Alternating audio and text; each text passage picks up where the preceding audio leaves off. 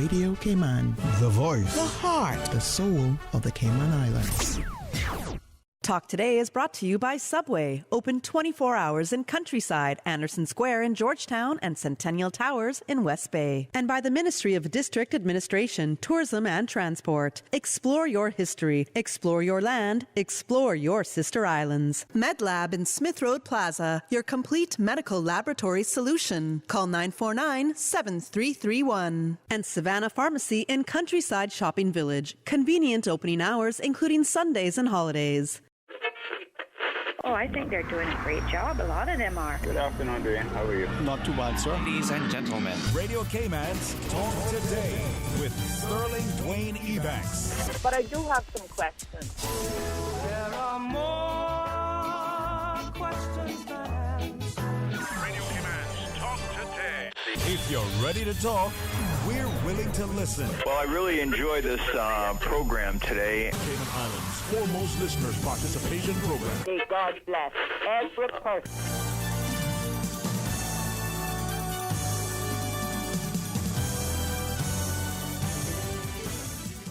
Hey, good afternoon and welcome. It's another terrific Tuesday's edition of Talk Today as we invite you to be a part of it. You call, guess who answers? You want to know? Well, she's behind the boards. 949-8037, 1-800-534-8255. Give us a shout. There's an open line here on Talk Today. Today, the Cayman Islands' foremost listeners participation program. We ask our listeners to avoid statements or comments which are abusive, derogatory, malicious, or defamatory. Do not use any indecent language or make any statement which is false or misleading. Email Talk Today at candw.ky or call 1-800-534-8255. Courtesy of Flow, Cayman's #1 network that connects you to your world like never before. Let your voice be heard. Once again, here's your host, Sterling Dwayne Ebanks.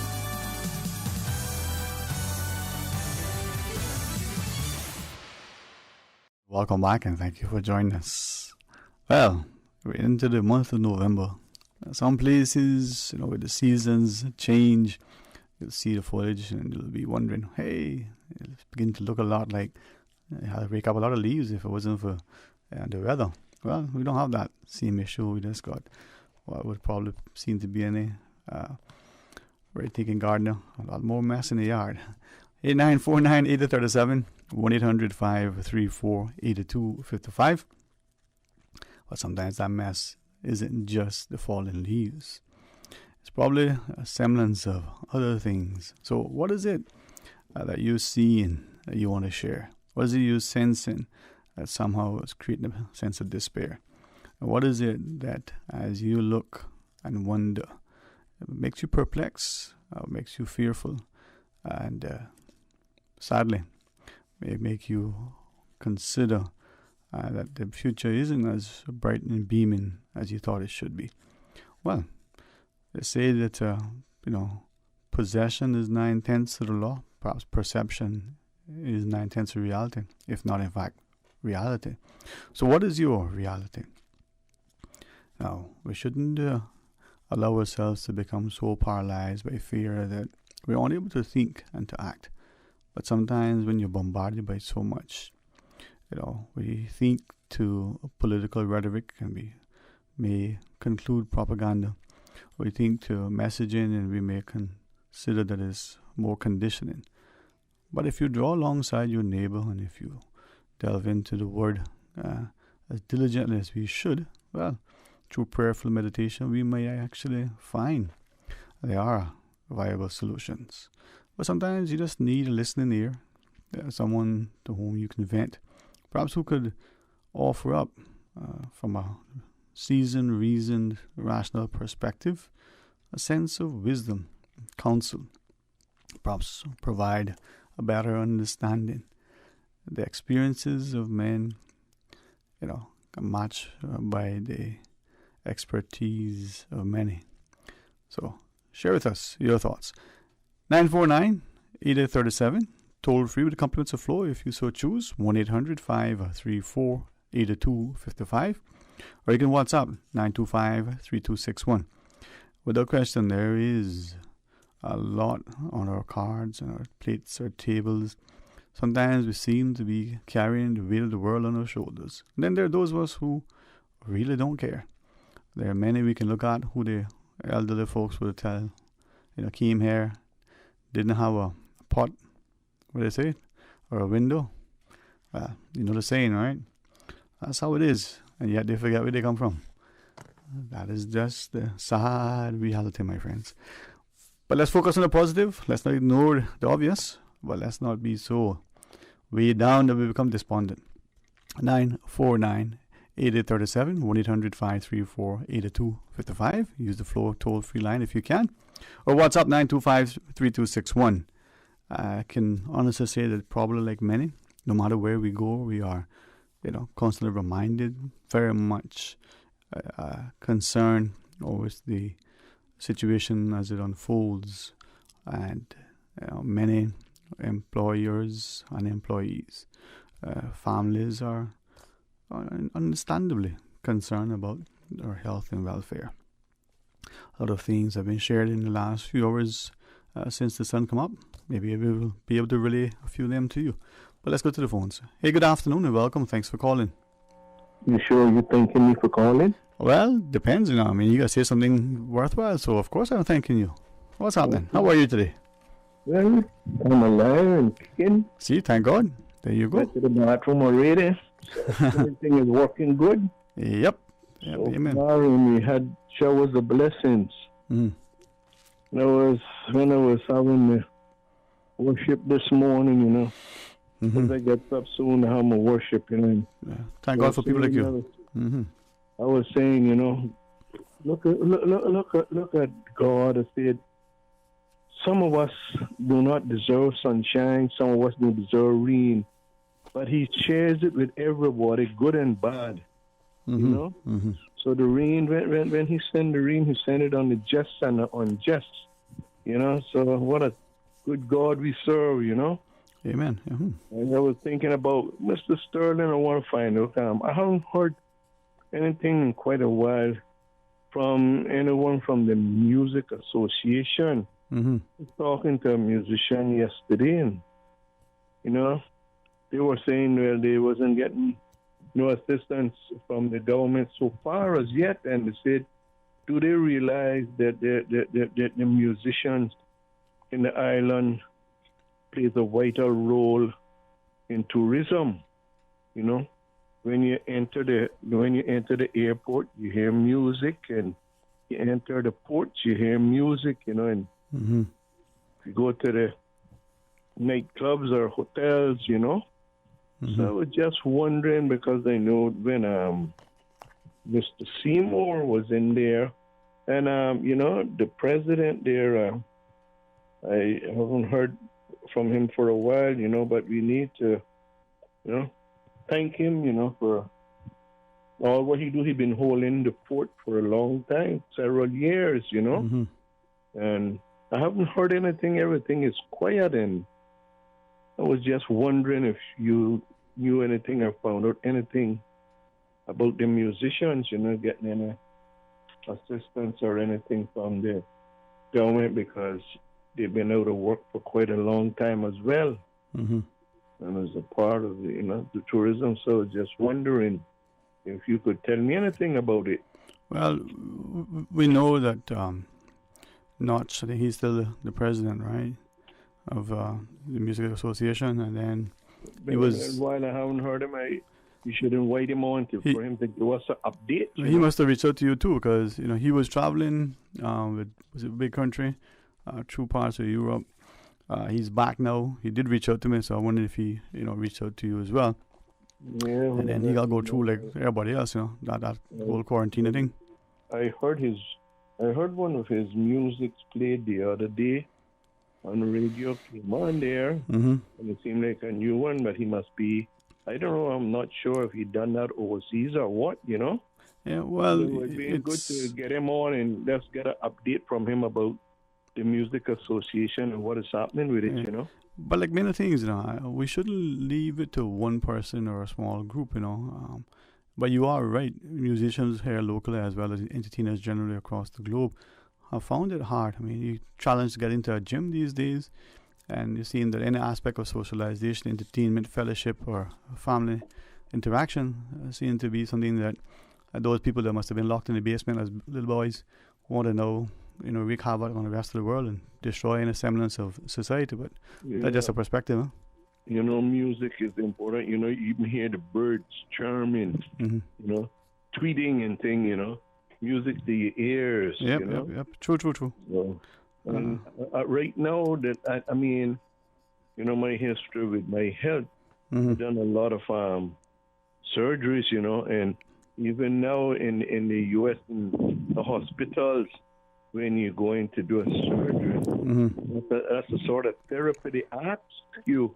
When they do it, they've been doing it here, I know, at a hospital here, too, that does it, because they ask what type of music you would like to hear.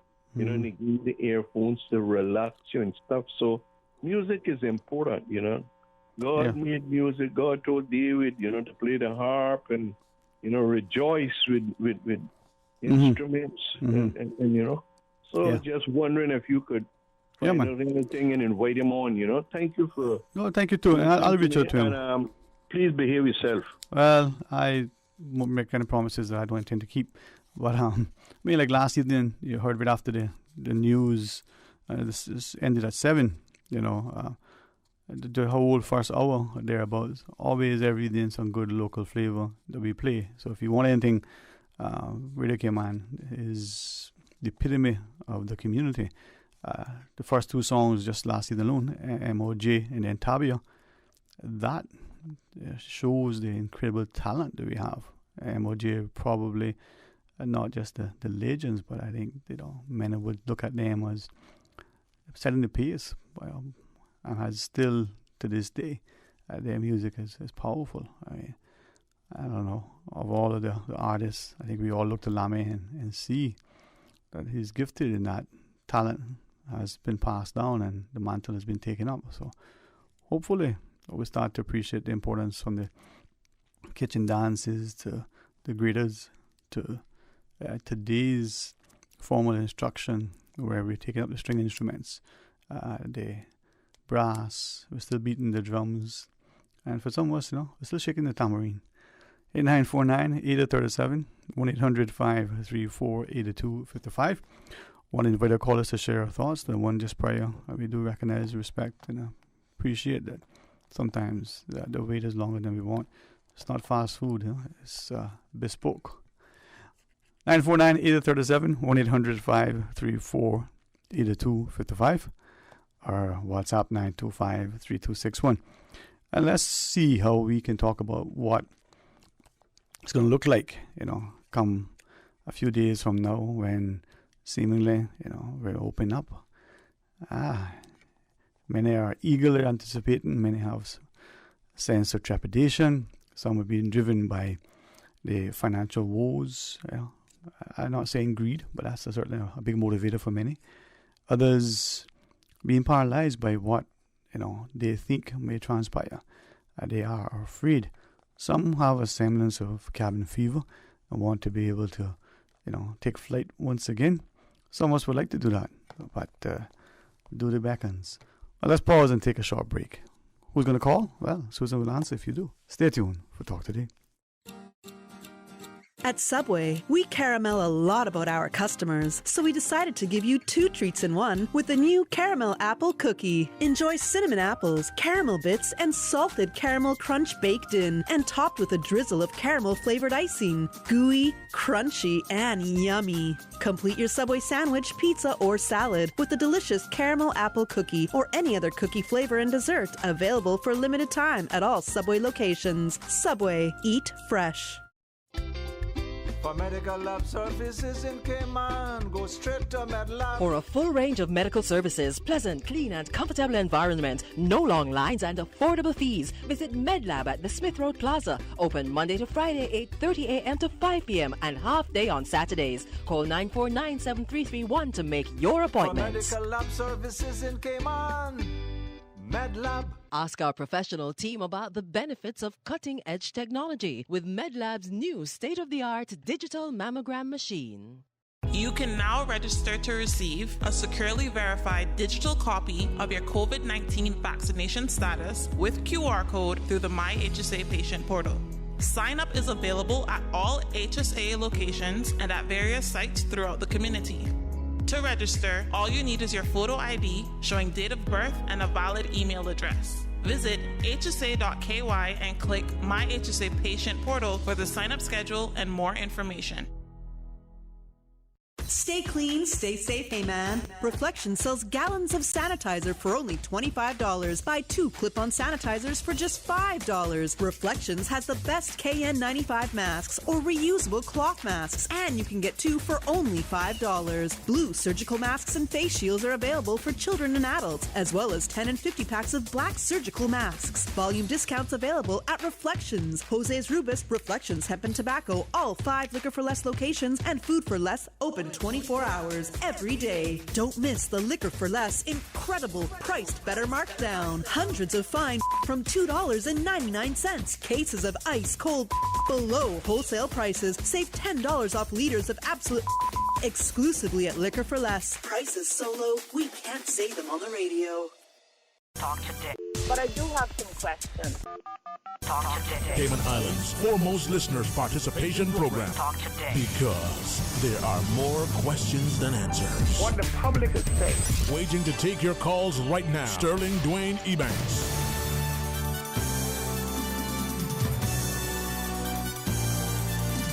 Hey, good afternoon and welcome back. And thanks for sharing your thoughts with us. 949-8037 or call us on the toll-free line 1-800-534-8255 or WhatsApp 925-3261 and share your thoughts with us.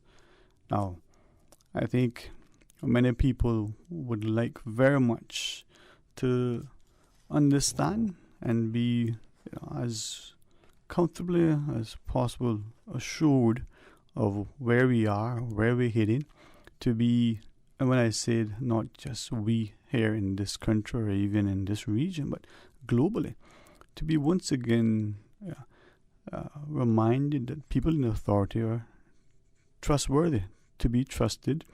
They actually have a semblance of humility, and when we're called to serve, we're serving with the greater good. And sadly, whether it's just the sign of the times, we're seeing growing division in our small circles and in our larger, sort of playpens, as it were. 949-8037. Let's go to the phones. Good afternoon. Welcome. Good afternoon, Dwayne. Billy Sinamba here again. Hey, welcome. Good to hear from you again. Yes. Well, I thought, let me bug you again. I just wanted to say something about, like a continuing theme, really. Mm-hmm. You might remember yesterday I called you about my personal suit and so on. But I want to sort of address something which is of even greater importance to society. Mm-hmm. You know, Dwayne, nobody in any society wants to be disruptive. Mm-hmm. Nobody wants to be disruptive.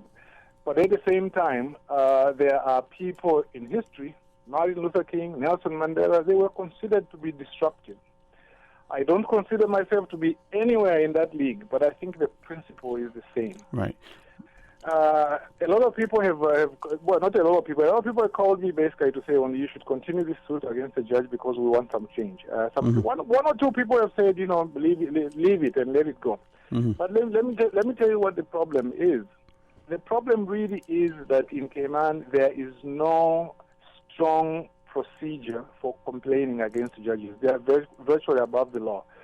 A judge can do something that is totally in bad faith, like in my particular case. I've got the documents to show that the person did something in bad faith. But I went to the Judicial and Legal Services Commission. They couldn't do anything. They said no. I went to the governor. The governor said, no, I don't get involved unless he has to be removed. I went to the Chief Justice. The Chief Justice said, no, you there's nothing I can do. So as a result, in desperation, knowing very well that I had evidence, written evidence, I said, what do? I looked at the law, and I found that the law, the Grand Court law, doesn't say that, it says that if you can prove malice against a judge, you can sue a judge. So I sued against that. Okay? So to me, what I think a lot of people out there must, those like who might not understand the whole detail, is to understand that this is really a problem in the Constitution. Mm-hmm. What happened is in 2016, in 2009, Cayman had a good world-class type of provision relating to complaints against judges. It said if you've got a complaint against a judge of the Grand Court or the Court of Appeal, you can go to the Judicial and Legal Services Commission, a separate body, which would look into it and make recommendation. And they had structured rules. They had rules there which said when the complaint comes, this is how it should be dealt with. You send it to the person concerned within 14 days. The person responds, and you could see it was transparent. And there were about 9 complaints during the period 2012 to 2015. But some people in the judiciary didn't like it, and as a result, in 2016, it was amended. They took that function away from the Judicial and Legal Services Commission. They gave it to the Chief Justice and to the President of the Court, and at that point, it died. If you complain, do you expect that the judge of the Grand Court, if you complain against him to the Chief Justice is going to chastise him? No. Practically, they are probably spending weekends together, I'm not even suggesting that they say they are bad people, but that's just not the way in which accountability works. And again, then it goes to an even broader issue, Dwayne. It goes into the manner in which the 2016 amendments to the Constitution were enacted. There was not enough public consultation, if at all. So some of these things were missed, and they were doing it deliberately because they wanted to slip them in. And then there you were, after a good provision in 2016, in 2009, in 2016, you went back. That's why it is said that every time when freedom is given, it is given on one condition, and that is eternal vigilance.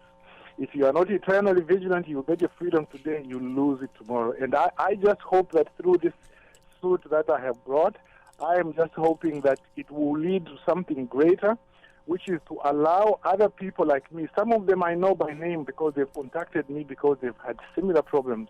I hope that it can lead to reform so that when you complain against a judge, it doesn't go to the same judiciary, but it goes to somebody else. At the moment, for example, there are no rules. The Chief Justice, if you send a complaint to the Chief Justice, there are no rules. Right now, the Ombudsman has been asking him, have you recommended some rules? In the last 5 years, he hasn't recommended any. And so the whole thing is just, it's like when you submit to him, you've got no safeguards of whatever kind and so on. And I think people need to look at that and to see if some recommendations can be made.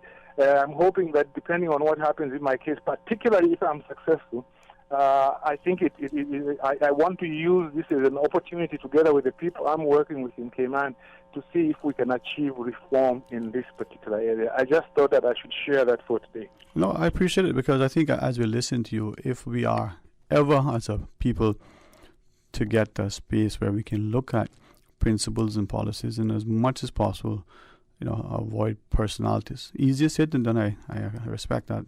For some reason we seem to be able to talk about people but never sufficiently about the problems. But you use the word, disruptive. Seemingly now, that's a good word. Disruptors in business. Back when we were children in classrooms, that was a bad thing. You're a disruptive child. Yes, you have just reminded me, actually, that term is also used in terms of what are called disruptive technologies.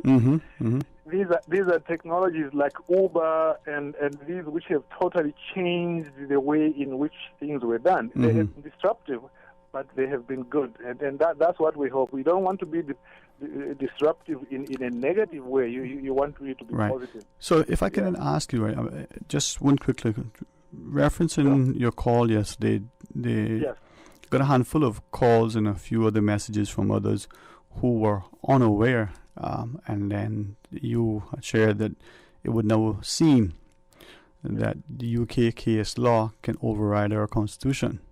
Yes. And that sort of resonated with one individual in particular, as she was saying that not being necessarily a student of political history, as it were, But if Caymanians keep talking about wanting to advance, we took steps to put in a written constitution that seemingly had some advanced characteristics.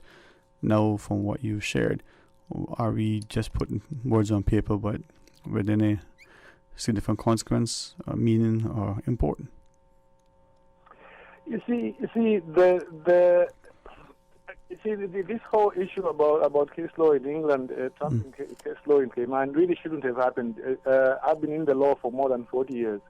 No case law ever trumps statute law. And you see, particularly at this time, I think it's a very sensitive time for a judge to have decided that, because we had the civil partnership law. And the civil partnerships law, in terms of the whole society, really the majority of the MLAs didn't want it. And I remember one MLA, I won't mention the name, he said that, look, he had sent this in his constituency. And he had said, do you want this civil partnership law? He said, I haven't got one email which told me that we wanted it. And that was really reflective, I think, of where the society was. And yet, the British government went ahead and exercised its power under the Constitution, although they are being disputed now. It exercised its power to say, well, I'm going to do it. And then before that, there was the Chief Justice who purported to amend the law, you know. So that there's this thing that as much as being an OT, you have to accept that you are still in the mother's house, and there are some things that the household, if you like, would impose on everybody. But you see, when it happens, like in that string of events, and now you get a judge basically saying that no, whatever the Legislative Assembly decided, I will do the exact opposite, because that is supported by case law, which even in the foundation in the common law world is no, and you know it has got no foundation. That is the problem, and I think what would be very good is for people to realize. The little write-up that I did, 9 pages to sensitize people, I've sent it even to some people in government, and they've said, well, look, we'll get back to you if we feel we need some explanation. It's a matter of concern. I just hope people can be sensitized that this is not a small thing. It's changing the relationship between the UK and any magistrate. Even a magistrate today, it means they can get up and say, well, I don't like what the Legislative Assembly said here, so I will do what the case law says, a judge says in England. It means then the power of the whole Legislative Assembly is taken away. If the power of the Legislative Assembly has been clearly exercised and the case is clear, you apply it regardless of the consequences. But I hope that that there can be an increasing debate about this, and I hope that we can create one. All right. Well, thanks very much, and maybe next time we call, we can have a quick chat again about declaration of incompatibility and seeing the people's perception. Oh, yes, yeah. That's interesting. Yes, we do. Right. Yes, thank you. All right. Have a good afternoon, and thanks again for the call. All right. Well, to break the take, the call in the queue. Susan's in charge. You think it's me? Nope. Well, stay tuned for Talk Today. Savannah Pharmacy. Shop local and get a head start on your Christmas shopping. For ladies' handbags, clothes, shoes, fragrance, candles, and cosmetics with the newest Farmhouse Fresh line of skincare. For the gentlemen, clothes, shoes, fragrances, gift sets, and toys and games for the kids. Savannah Pharmacy provides you with more than just prescriptions. Remember, they are always just around the corner with everything your family needs. And convenient opening hours, including Sundays and holidays. Savannah Pharmacy. For more information, call 946-3336. A friendly holiday reminder. You can WhatsApp your Savannah Pharmacy prescription to 929-5045. That's 929-5045. Freedom, Cayman Brack. Freedom, Little Cayman. Soft breezes, blue waters, no traffic. Unwind and rejuvenate your mind, body, and soul. Sister Island Staycations, a taste of freedom. Discover all that our sister islands have to offer.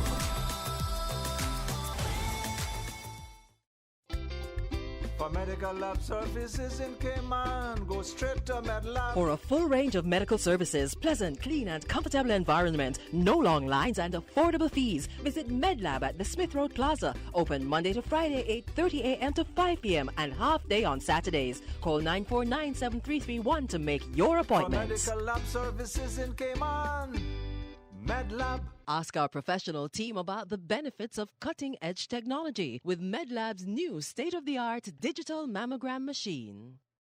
The Cayman Islands Chamber of Commerce Pension Plan. We're here for you.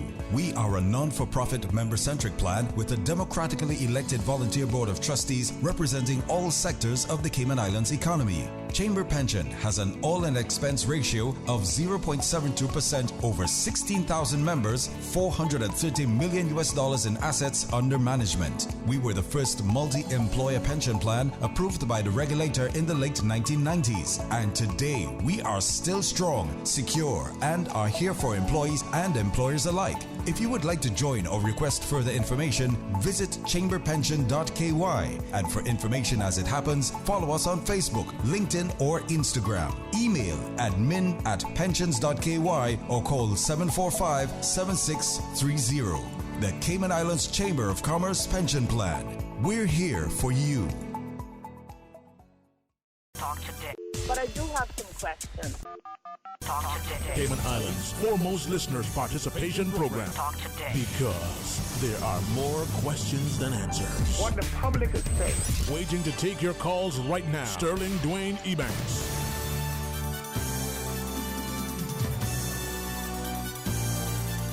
Hey, good afternoon. Welcome back and thanks for calling as we go straight to the phones.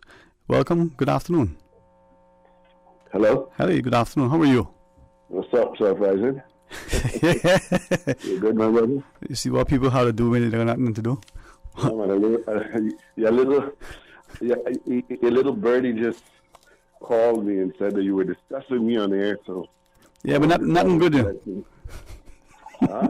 But nothing good. No, man. No, you didn't elaborate. No, man. Just teasing you, man. You okay? Yeah. No, man, I just wanted to call to let you know that I am back on island. Mm-hmm. Currently in quarantine. Mm-hmm. But I can talk on the phone, so... Yeah, man. Yeah. You know? We got to get back into the swing of engaging in our country and letting people know what's what and what's happening around the town, which is so important for us to stay in communication with each other, you know? Mm-hmm. Yeah, man. Definitely. So how you been, man? Why? Listen, I'm blessed. I got good friends that I call and hold close to my chest. I walk with a sense of purpose, man. Well, I'm one of those, you know, so don't forget that, yeah? Well, you know, I'm glad, you know. So you know where we're coming from? Yep. Johnny Cumber. The thing is, you know, not only should we remember where we come from, but we should have a plan of where we want to go. There you go. Absolutely. So I see that, as you know, I've been out of the country for 2.5 months, approximately going on 3 months. And I'm really surprised to see the level of community spread that we have in such a short space of time, you know. So that's one of the things that I wanted to express my concern about.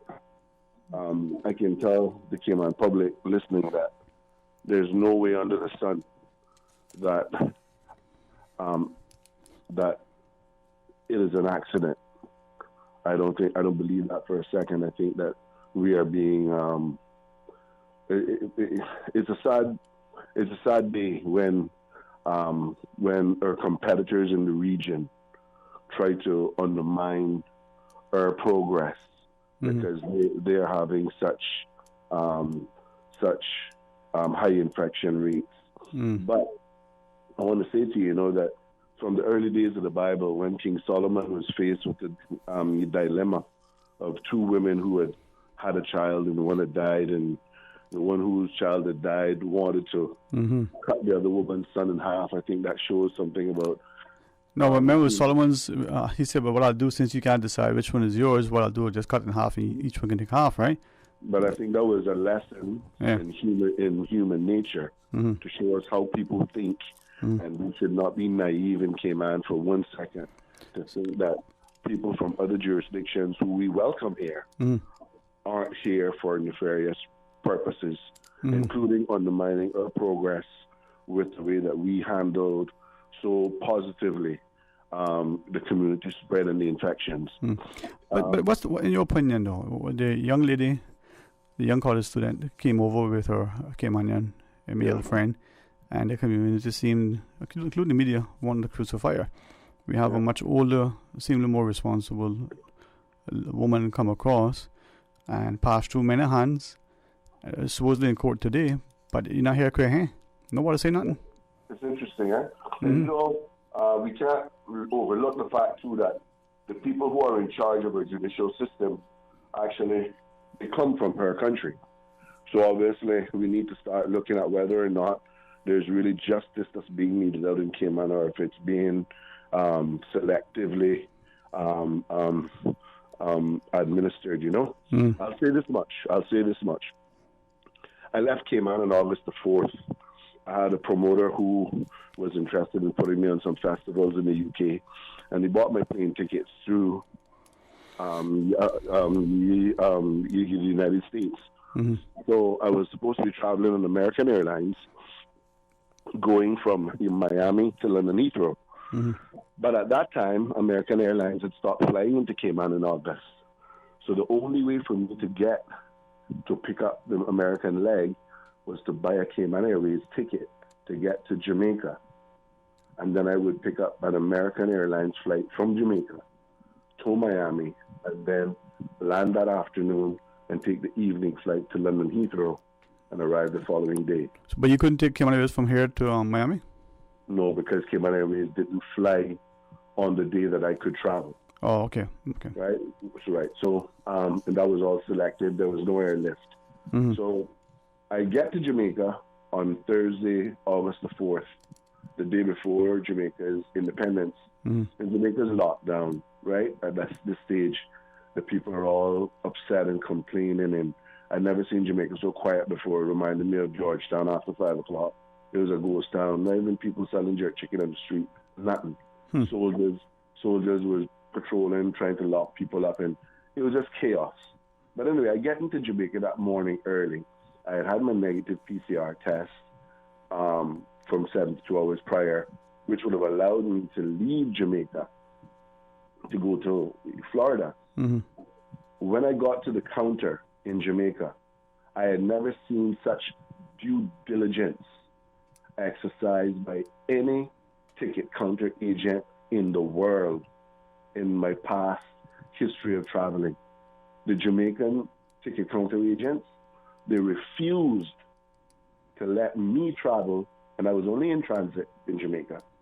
They refused to let me travel to America because they were of the understanding that I had to be in Jamaica for 72 hours prior and have a negative PCR test in Jamaica to be able to go on to the United States. They basically monkeyed around with my travel plans until the flight had closed out. I got it resolved at the 11th hour, but by then the plane had left. So I had to overnight in Jamaica, which left me with two options. I could have went on the American flight on the Friday, which was oversold, and they were already indicating to me that I would have more than likely gotten bumped off of that, or I could have bought a one-way ticket on British Airways to get to London to be able to pick up to get to you rendezvous with the promoter and stuff and the rest of the band that was coming in from California, right? Big Mountain.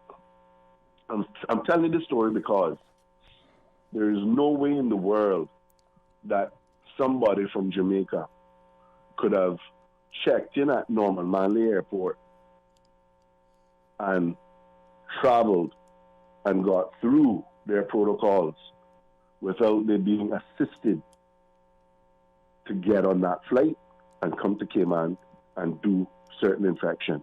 Now, I hate to say that, but there's no way in my mind that I can comprehend, seeing how diligent they were with me, that somebody could walk up to Ajas, who handles Cayman Airways' in flight in Jamaica.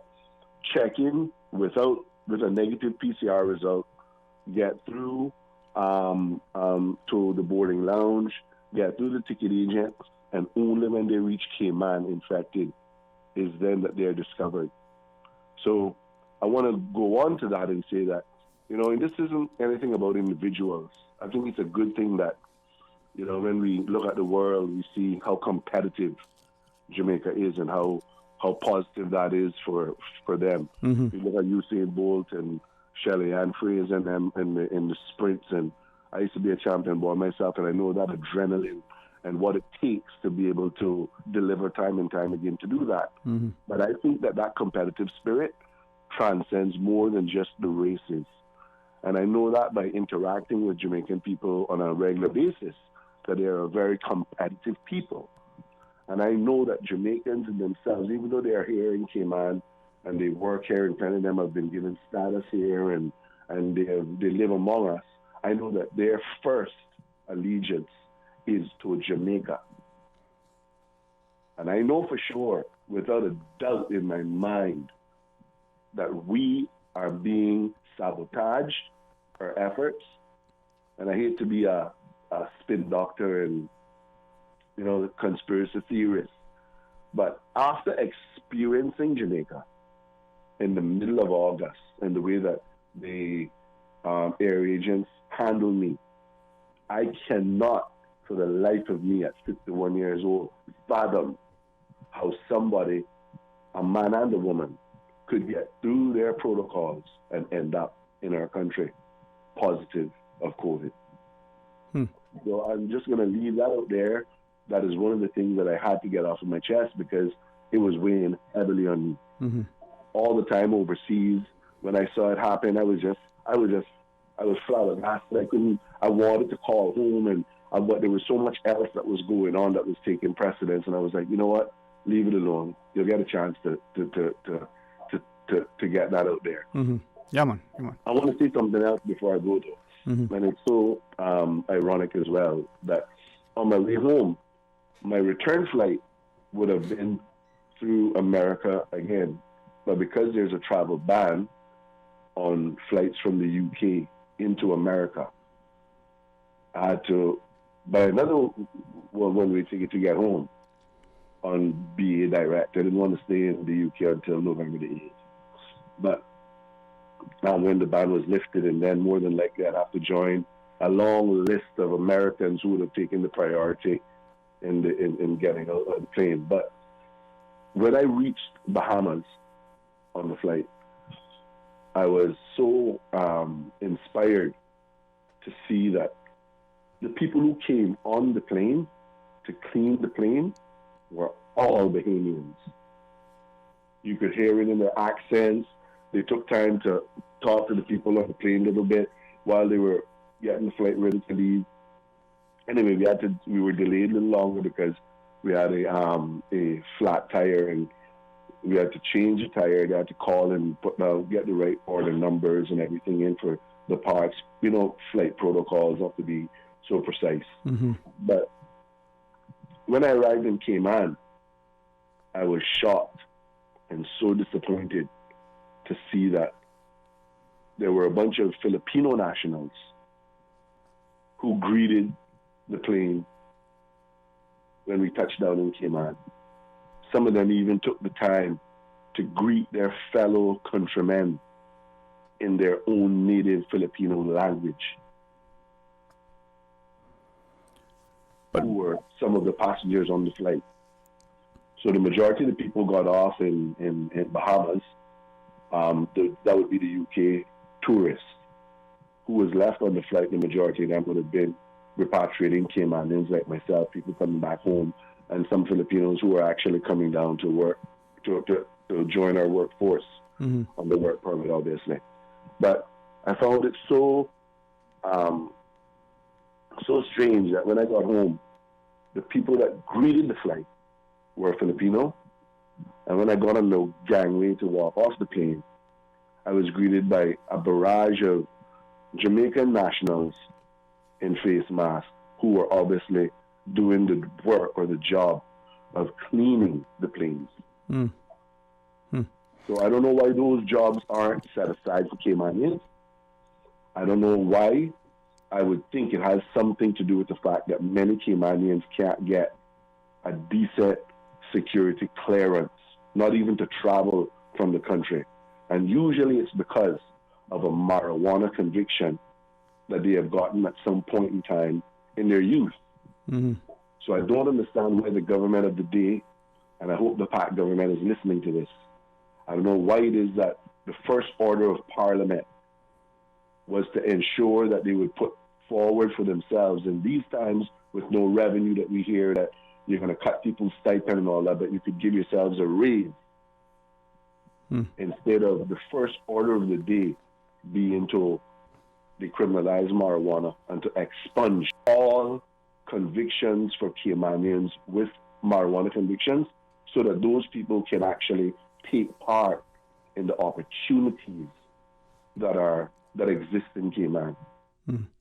I appreciate the insight and the input. And respectfully, let's pause and take a short break. After the news, I want you to rejoin us. Stay tuned. Today's biggest news. Radio Cayman, your voice, your choice. Local, regional, international. This is Headlines from Radio Cayman's newsroom. Today's biggest news. Water Authority Cayman has closed its offices in Grand Cayman today for deep cleaning and sanitization. Members of the public are encouraged to conduct business with the authority electronically by contacting customer service team, by emailing info@waterauthority.ky, and making payments online by visiting www.waterauthority.ky. In international news, at least 20 people were killed and 30 wounded in blasts at Afghanistan's biggest military hospital on Tuesday that, according to officials, gunfire followed the explosions at the entrance of the military hospital, a 400-bed teaching facility near the capital's former diplomatic quarter. Taliban officials said special forces had arrived at the scene. World leaders promised to protect Earth's forests, cut emissions, and help South Africa wean itself off coal at the UN Climate Summit Tuesday, part of a flurry of deals intended to avert catastrophic global warming. Britain hailed the commitment by over 100 countries to end deforestation in the coming decade as the first big achievement of the conference in the Scottish city of Glasgow, known as COP26. But experts noted such promises have been made and broken before. And Cardi B has won 5 American Music Awards and performed on the telecast during her career so far. Next step, hosting the show. The rapper behind such hits as Bodak Yellow and Money has been selected to host the fan-voted awards show, airing from Los Angeles on ABC on November 1st. Those are your latest headlines here on Radio Cayman. I'm Shana Gallego. For the latest in news and information, follow Radio Cayman on social media, Facebook, Instagram, Twitter. Download the Radio Cayman app or log on to our website, radiocayman.gov.ky. Talk today. But I do have some questions. Talk today. Cayman Islands' foremost listeners participation program. Talk today. Because there are more questions than answers. What the public is saying. Waiting to take your calls right now. Sterling Dwayne Ebanks.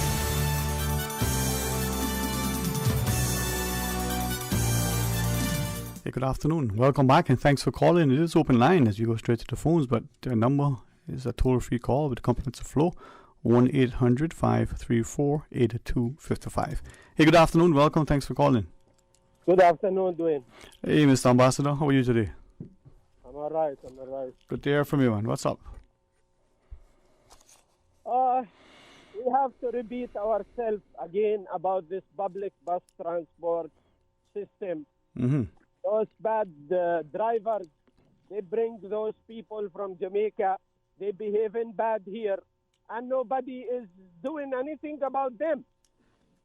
The behavior is bad, and the attitude is bad, and they even, some of them, you know, he dress up a little short, drop from his knee, showing his boxer, walking like I don't know what they advertising.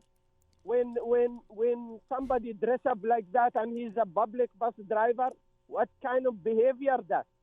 They have no manners and no behavior. And some of them like those people, I mean, how would they come to this country and behave like that? How the now this director of public transport sleeping in his office, or you see him in a restaurant eating chicken. That's all you see him doing. You never see him come and see what is the real problem in the ground. And the minister, Kenneth Bryan, talk, and no action. I don't want to see talk. I want to see action. When you talk, Mr. Bryan, about you going to solve the public transport system problem, you need to solve it, not just talk, and that's it. And as you talk about other stuff, and you're not doing anything about it. Yeah, but as we listen to you, I mean, do you think sometimes that that discussion that they're having is just for them to take time now to figure out what they're going to do in order to address this whole issue of how we move people, large groups of people from one spot to the next? Maybe they're still in discussion and deliberation and not quite yet decided, what is the best course of action. I mean, when there is no action by the board, this board from PPM time, this government elected, since they elected, they promised to change the board. I don't see no change in the immigration board, in the transport board, nothing being done. All of them PPM people sitting there running the government, and those people look at this COVID opening back. The leader of the opposition, because of the business people, pressure in the premier, and they will open, and we will get so much cases of COVID-19 because of those people.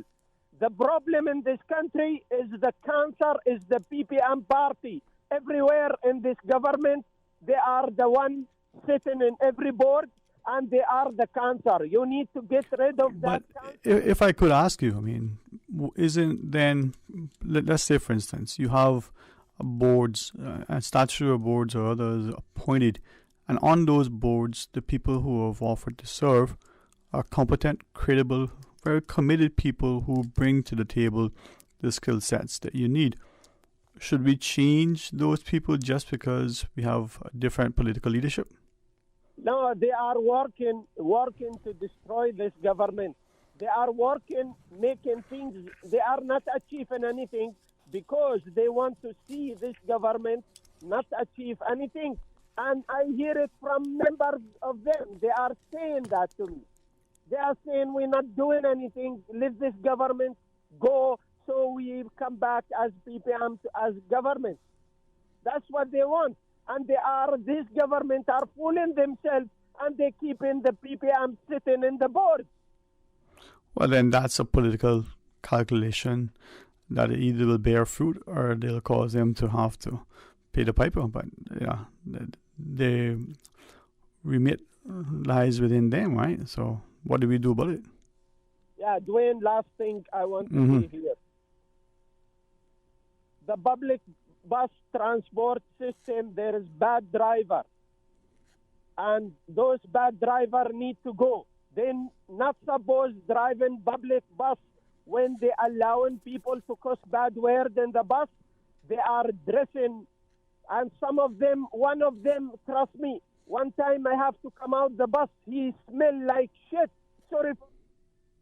All right, well, sometimes, what to say, you can't jump in the septic and come and smell like a rose. Well, he has, without question, bang that gong. Maybe there'll be time to be addressed. But let's hit the call. Hey, thanks for yours, man. Good afternoon. Welcome. Thanks for calling. Sorry, Dwayne. I misunderstood that you were done with me, and we're never done with you, man. Welcome back, man. I just wanted to. Yeah, I didn't understand. I don't think the listeners understood, so I was holding on to after the break. But anyway, so that was 2 points that I had on my chest to really express. And thirdly, as president of the Music Association, I'm really appealing on behalf of the local musicians for some type of financial relief to come their way before the end of this year. The history of this is something that was created by me basically going and speaking to the minister at the time, who was the Minister Dwayne Seymour, who was the Minister of Culture. At that time, everybody was thinking that the only people who should have gotten a stipend were small business owners or people on the front line of tourism. And for some reason, musicians were not included in that. And we have suffered this indignation for too long. I don't know why it is that in our established tourism economy, we cannot understand and come to grips with the fact that there is no tourism economy without an entertainment sector. That entertainment sector is as integral to that tourism product as the rooms, as the beaches, as the water sports, as Stingray City. So there's no way in the world that this should be overlooked. I was successful in getting, I don't know if we still call him Honorable Mr. Seymour because he was a past minister, or I guess he loses his honorable status now and he's just Dwayne John Seymour. But anyway, I was successful in getting him in May of last year, and agreeing that there needed to be a stipend for the musicians and arts in general, which he gladly recognized and he delivered on. It was to the tune of an unprecedented $200,000. Obviously, there were 200 musicians, and it was $1,000 per musician. And these were people who obviously needed some financial assistance, considering that they were out of work because there was no tourism. There was very little entertainment going on island. They did it once in 2020, and then early in 2021, approximately 6 months from the date of the last stipend being administered, they came and they did it again on my prompting, which was another $200,000. And this was just before the elections. I won't allude to someone's mindset for why it was done at that time. And it was an early election that we had called, and I'm just fine with the fact that the musicians were given this stipend the second time around. But now, with our new government, it has been actually more than 6 months since the last stipend. And the musicians are now overdue. So I know we want to open up the country, and it's going to take a while for us to get back to the pace that we were operating at, obviously. It's not going to happen overnight. I don't think that just by opening the doors on November the 20th that hotels are going to be full. And I mean, I'll allude to something else. I was talking to a customer service agent in Terminal 5 in the UK, and she was really helpful. And I said to her, I said, I don't envy you at all having this job. I said, do you like your job? And she says, I used to. She says, this has been the biggest nightmare since COVID. She says, every day someone insults me and puts me to tears because people don't know, because of the nature of COVID, what the protocols are for even getting home to their own countries. So people will show up with families at the airport and they'll be turned away, and they'll take their frustration out on this person. Mm-hmm. So I know for sure that we won't be back to 100% occupancy in hotels, and bars won't have their maximum capacity and all these things. So I hope that the government of the day, while they've given themselves a hefty increase in salary, are considering extending. Yeah, but two things. That last point, I mean, wasn't that salary increase something that the previous administration, the PPM, as they're called? Absolutely. I'm not saying nay. I'm not saying nay. Right. And those people in the PPM, they're still in there to receive the benefit of what they had put in place. Right. I'm just saying from the outside, it would not have been the first thing on my agenda as a new government. Well, I guess maybe that whole idiom that we've seen adopted, that in an airplane, put on your mask first. They might say, well, boy, I better get mine first. You never know, you played across the board. Dwayne, I think that would apply. That would apply if they weren't already being paid so handsomely. Well, maybe for what because hold on. Let me play devil's advocate. or angels advocate. But don't forget, my friend, that the majority of people who are elected in the Cayman Islands make double, triple, sometimes even quadruple what the average man makes. So I don't see how it is that was so important and urgent instead of creating the opportunity for everybody, including the common man on the street. But let me ask, right? And there is that argument that maybe some sectors are paid handsomely as like, but in that whole pay package, there were two provisions for the person who wasn't re-elected or the person who opted not to stand for re-election. They got a severance pay for a few months on. I didn't hear much about that. People didn't seem to have an issue with it. Well, you see, I think the thing came out is that we are really nonchalant, extremely nonchalant, and we kind of distance ourselves from confrontation for whatever reason, because there usually is, as it always was in Cayman, some type of retribution that goes along with speaking out. So nobody wants to stand up and say that politicians are being paid too much. But the fact of the matter is, and I'm not saying they're being paid too much, that is not what I'm saying at all. What I'm saying is their first order of the day should not have been during COVID times when you are telling the people in your country that because you are giving them $1,000 stipend or a $1,500 stipend in the case of tourism, that you will have to cut that stipend short to $750. But then all of a sudden there's so much money in the coffers that you can afford to give yourself a raise. Come on, man. That's hypocritical. Okay, that is a perception, right? But do you think that the people that we elect are being paid too much? I mean, look at the demands that we place on him. No, you won't get me now to speak on that.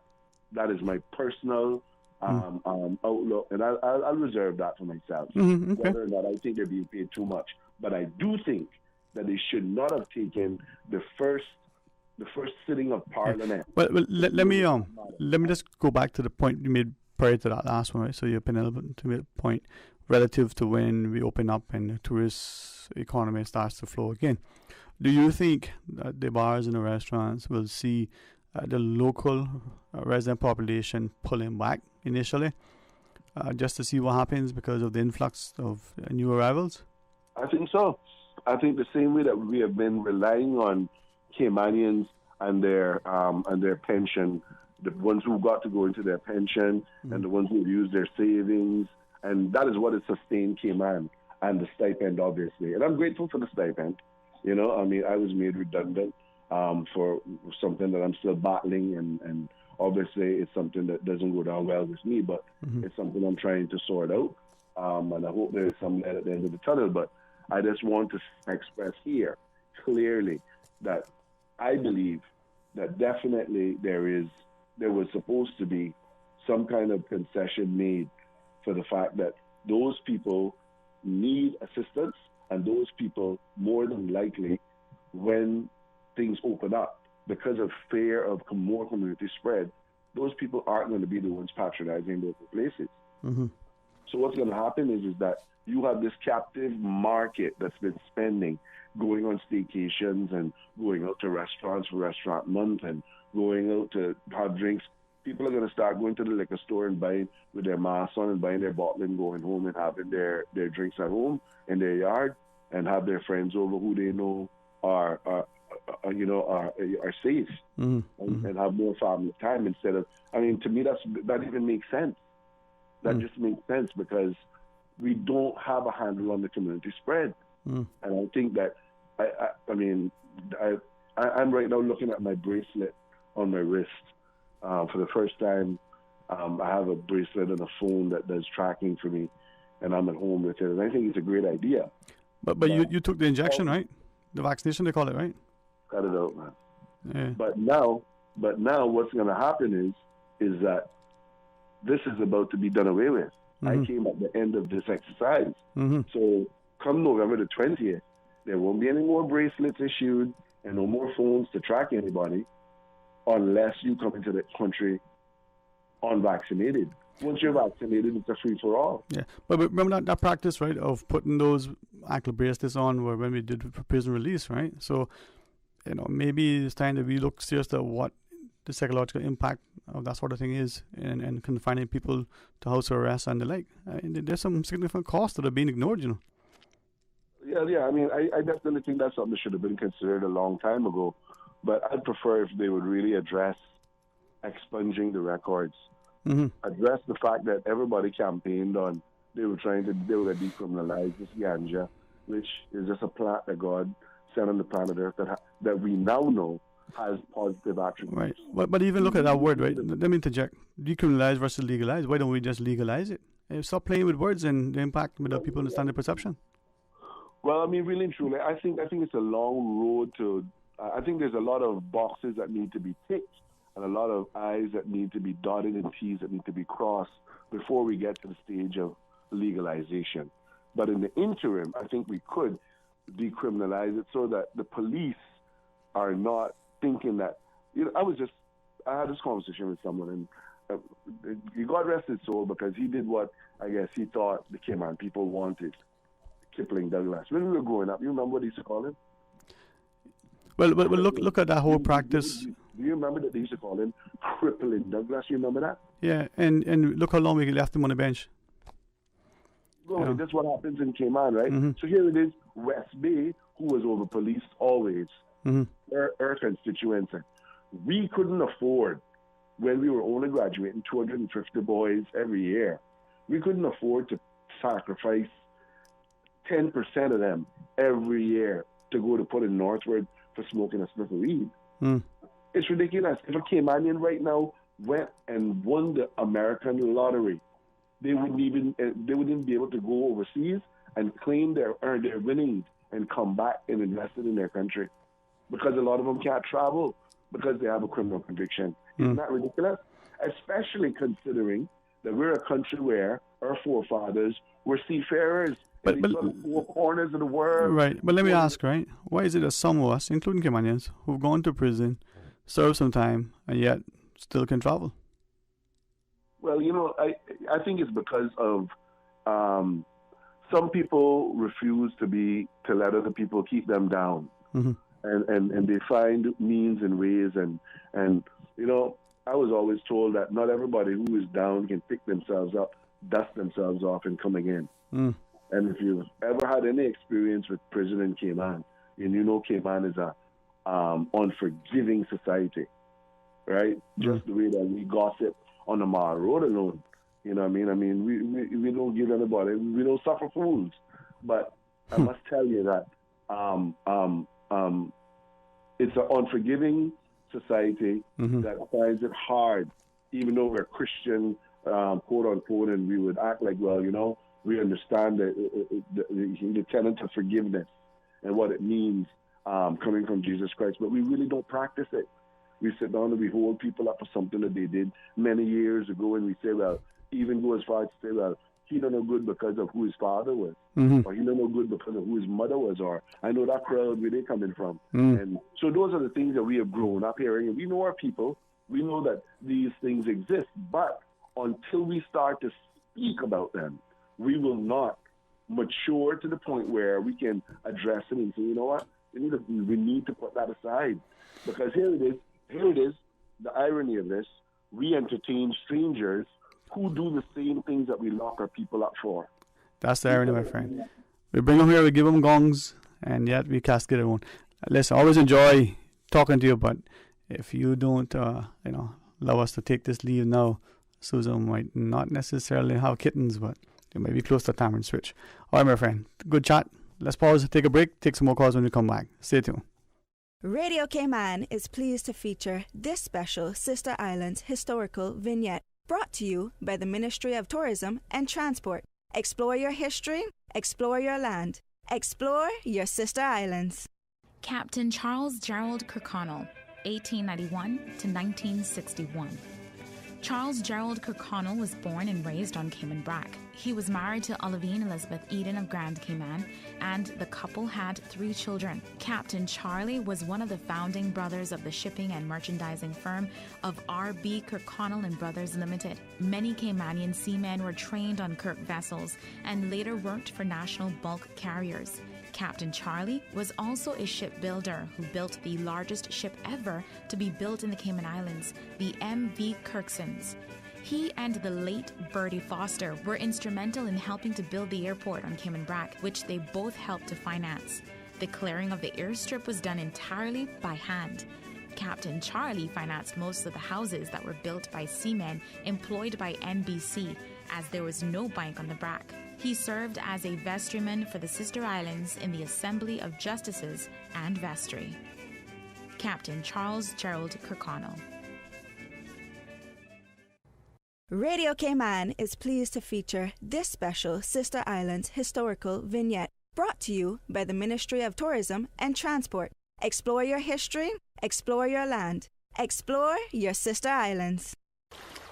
Wouldn't it have been grand if you had purchased land 30 years ago? It may not be 2020, but a perfect vision has never been more clear. Cayman Brac and Little Cayman, poised for growth with an eye on the future. Your land, your history, your future. Discover all that our sister islands have to offer. You see how hard it's raining? Yeah, and I don't have time to fight traffic and get my lunch from Subway. I have so much work to do. Why don't you order Subway by using the Let's Eat or Bento app? Save time, stay dry, and get your sandwich fast. I never thought of that. Great idea. I'm going to order now. Order me a veggie pizza while you're at it. And a cookie platter for the office. Too busy at work or home? Is the rainy weather stopping you from dining out? Order your favorite Subway sandwich, wrap, or pizza through the Let's Eat or Bento app with fast and reliable delivery. Subway, eat fresh. For medical lab services in Cayman, go straight to MedLab. Blood test, x-ray, and mammogram, all of that is MedLab.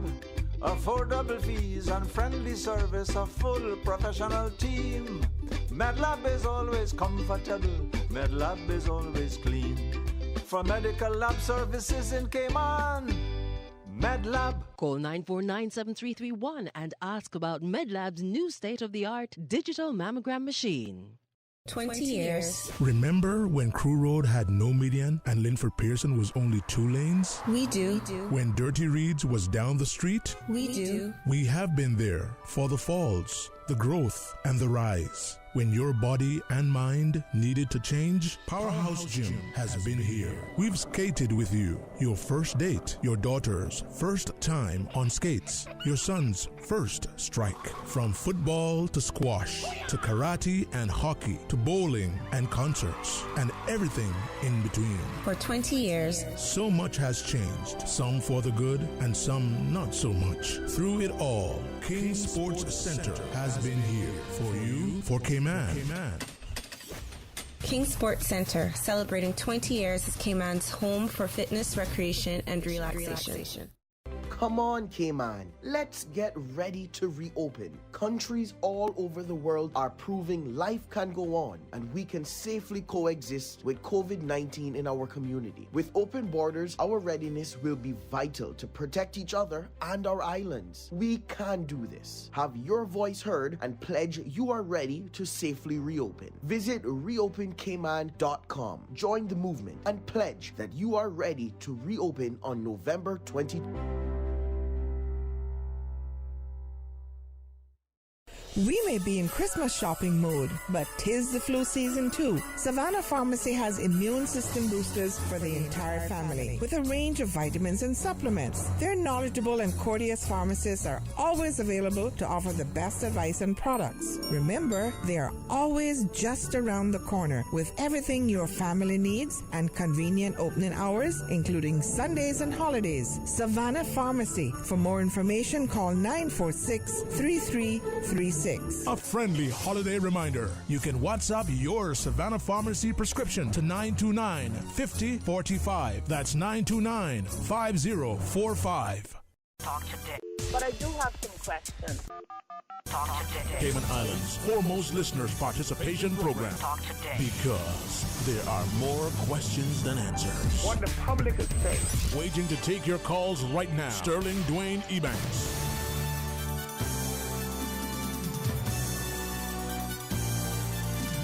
Good afternoon, welcome back, and thanks for sharing your thoughts with us. 949-8837, 1-800-534-8255, or you can WhatsApp 925-3261.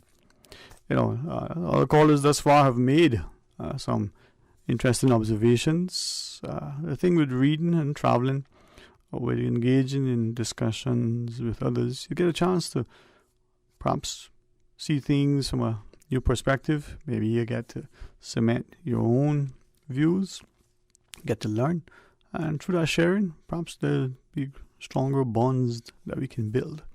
Now, as we look at where we are, certainly want to hear from you. There are, without question, many parents in particular with school-age children who, when looking at how a school year has been thus far, questioning the impact on their children's education, but also, is it timely that we look like we did for the last break, maybe call in an earlier Christmas break? Costs and consequences. Let's go to the phones, huh? Good afternoon and welcome. Thanks for calling. Good afternoon, Dwayne. Am I on? You are indeed. How are you today? I'm fine. How are you doing? I'm very thankful. Last time I seen you was in the back. All right, no stories now. You got to come back and visit us. Oh man, that is a place that... Dwayne, I got a couple of questions. Of course. Mm. Okay, the first one is, all of these expatriates and work permit holders that is in Grand Cayman and in Cayman Brac, is government substituting them or not? Because they can't work, they can't do nothing. I would like to know what's going on. The understanding is that, at least now, there was some speculation that may have been the case earlier, but now the government's assistance only extends to Caymanians, PR holders, and some. So potentially, it could be that there are some work permit holders who have received assistance. Because what I'm saying is, I might be biased, but if you're living in a country and you're working on a work permit, the person that has your work permit is supposed to be responsible for you. He's supposed to have health insurance, etc., for you. Okay? And why should government have to subsidize these people living here that is on work permit? I don't see that happening. We have hundreds of Caymanians, that is out of work, and we have hundreds of the tourist industry people that is out of work. 90% of them are not Caymanians. Okay? Because when you go to the hotels and things like that, you don't find, like how we used to find them all the time, Caymanians working there, we don't find them there. They're all expatriates working on a work permit. So why aren't those companies paying their expense? Why the government have to pick it up? Ship them back to where they belong, or put them out on South Sound Key? That is my philosophy about it. Because what's happening to Cayman or the Cayman Islands is cheap labor.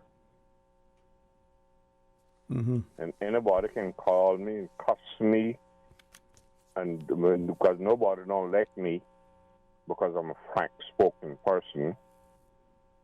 But where you can hire a expatriate and bring them in and pay them $4 or $5 an hour, you can't pay a Caymanian that. Right? And this is one thing our government has been reluctant to do, and they're not doing it. So they need to get their act together. And I don't care. Like I said, they already hate me. Because I don't care. I don't have to beg them for nothing. And they can talk what they want to talk about me. But that is my philosophy on it. And who don't like me for it can go and stick their head into where the sun don't shine. Okay, sir? All right, well, thank you for sharing that. And I guess, there are many sentiments. Now, anything else you wanted to share? No, but I'm just talking about what is happening and what is going on. Because I had a lady, I was into the supermarket the other morning, and I had a lady say that she had to go and call Grand Cayman to get $800 worth of groceries for a non-Caymanian. You see? Yep. That is that's where I think we're seeing increasingly, that growing divide, and maybe it's time for us to look at each other with a sense of, how do we come through this together. All right. If they can't afford, if they can't stay here, they're on work permits and they can't work, put them on a flight and send them back to where they come from.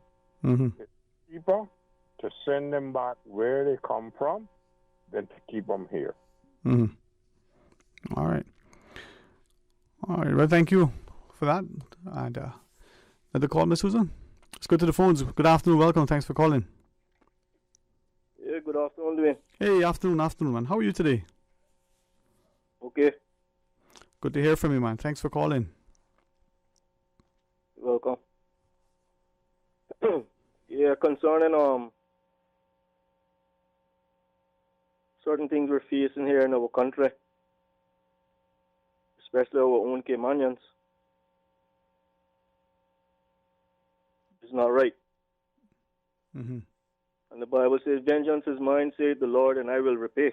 That's why he said the word mine, because he means what he says. And when it comes to people who already have more than enough, including our own Caymanians, not just our people who are here on work permits, but a lot of them, just hearing our accent alone, they hate us. But I would just like to remind people who do not fear God. In Matthew, in Daniel, and in Revelation, it speaks about World War III. And in World War III, America and England will be totally destroyed. The safest people during those times are going to be poor countries. Because President Putin, who knows he will win the war, has warned that any country that has nuclears, there will be more deaths for those countries. So, and this war is not too far away, Dwayne. I'm talking about 5 to 6 years. Okay? So when people here in the Cayman Islands including our own Caymanians, fight us down, don't want to see us with anything,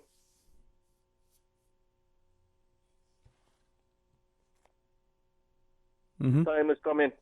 The time is coming where they're going to realize it doesn't matter what you have.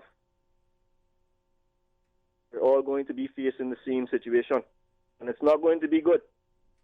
Because nuclear war is not good, and war, period, is not good. Because it separates families. As you know, they put men together, and they put women together, and they put children together. So there are going to be maybe many years that we don't even see our own family members during these times. Thank you very much today. All right. Well, thank you too for staying in prayer. And as the caller reminds us, it's an interesting time ahead for many of us. 8949-8037, 1-800-534-8255, or you can WhatsApp 925-3261. I think as all the callers have highlighted in the last two in particular, the growing concerns and frustrations, things that divide and cause us to have a bit, of uneasiness. But the question, how do we extend a helping hand? How do we, forge a way forward together? Build those bridges. It's not so much to be reminded the fall that should concern us. It's the failure, the inability and unwillingness to get up. 949-8037 or the toll-free call 1-800-534-8255. Let's go to the phones. Hey, good afternoon. Welcome. Thanks for calling. Yeah, good afternoon. I'm Sterling. What are you saying, man? Hey, very well, my friend. How are you today? I'm present, Mm-hmm. Yep. Present, spirit, soul, and body. Mm-hmm. How you doing? Oh, I am very thankful, man. Very, very thankful. Physically present, trying to be spiritually grounded, morally guided, and hopefully prayerfully directed. So let's see how it takes us, huh? Boy, good luck, boy. You got a list there? Well, one must have a purpose, huh? Yeah, man. Purpose is crucial. I just thought I'd just rap a little bit. Mm-hmm. About the obvious white elephant that's in the room that all of us can't seem to, or we try to get around it, but we can't. The reality of the impending 20th opening. And I mean, I've already shared with friends and family how I really feel about that, but just thought I'd wrap it through a little bit, because the more I think about it, maybe I just need to get it off my chest. Well, we're listening, man. Go right ahead. Maybe together we can come to some understanding. I'm just completely still at a loss for why we're doing this when we're doing it. Mm-hmm. I have many thoughts about the way forward that could have been much different, but I don't think that's here nor there right now, because I don't think too many people are listening that makes those kind of decisions, and the die has been cast, so to speak. And the decision makers relented on their word to the Cayman people, as far as I'm concerned, because a few weeks ago we weren't supposed to be opening until after the end of the year, and so now we have to endure this journey that we're now on, come hell or high water, it would seem.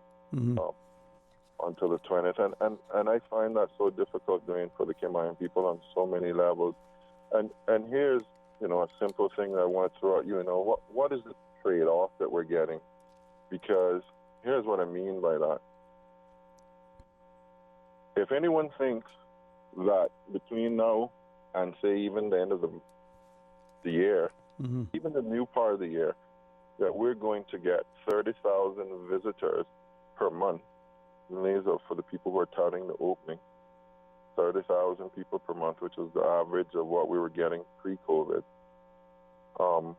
is living in another world for a number of different reasons, not the least of which the fact that we have huge community spread that's ongoing, which seems to be almost like wildfire.